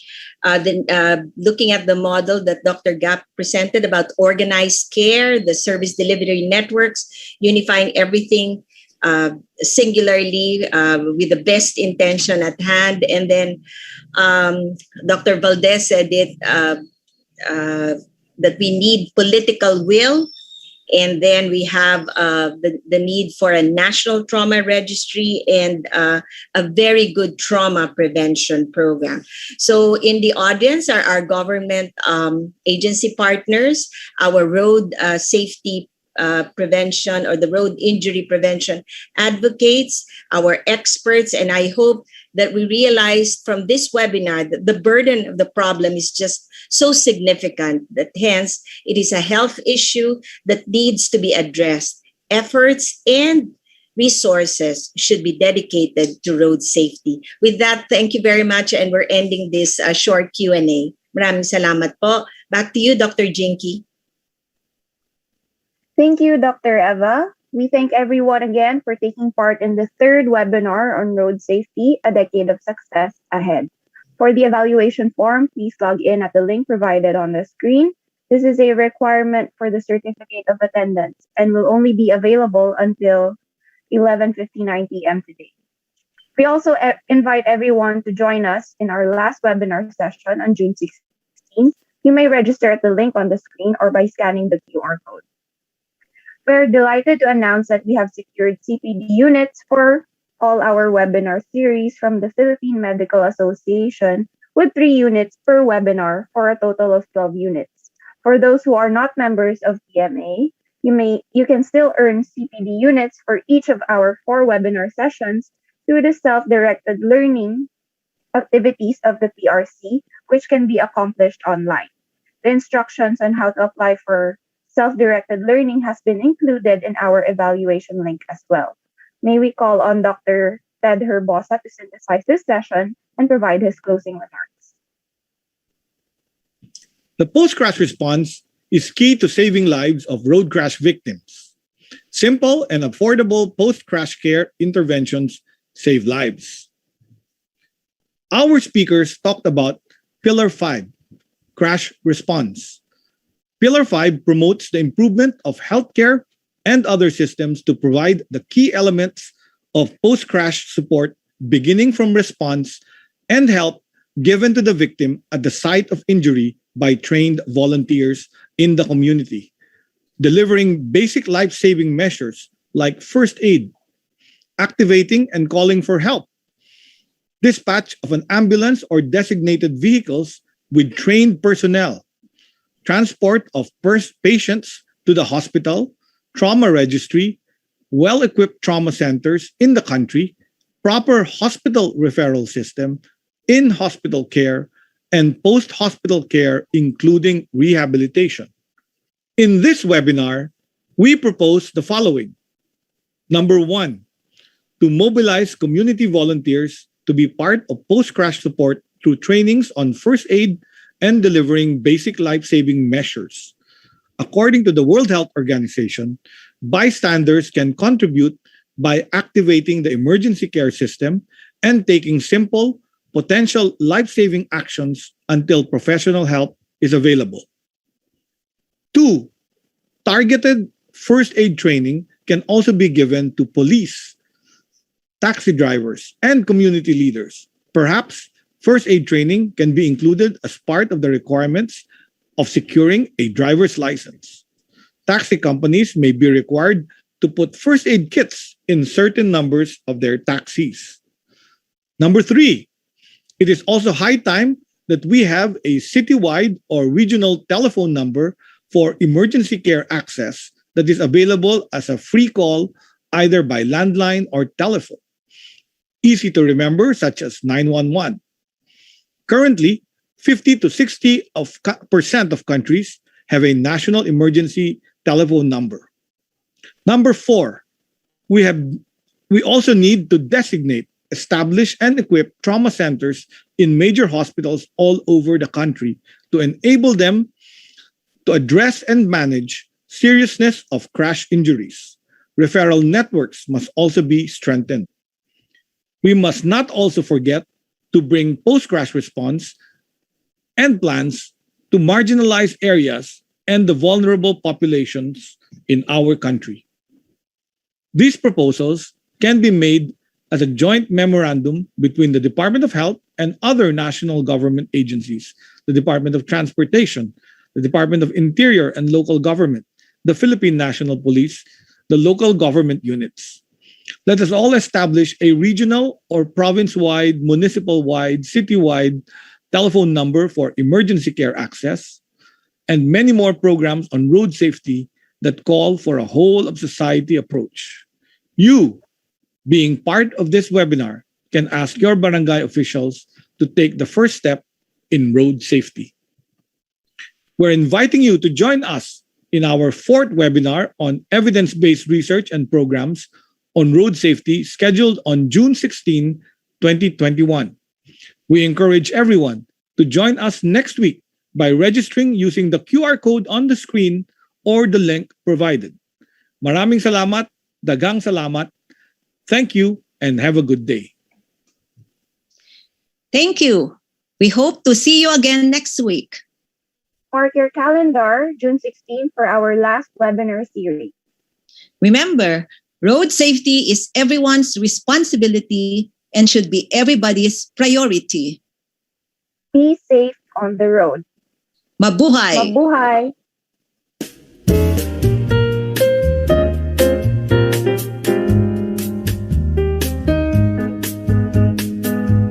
Thank you.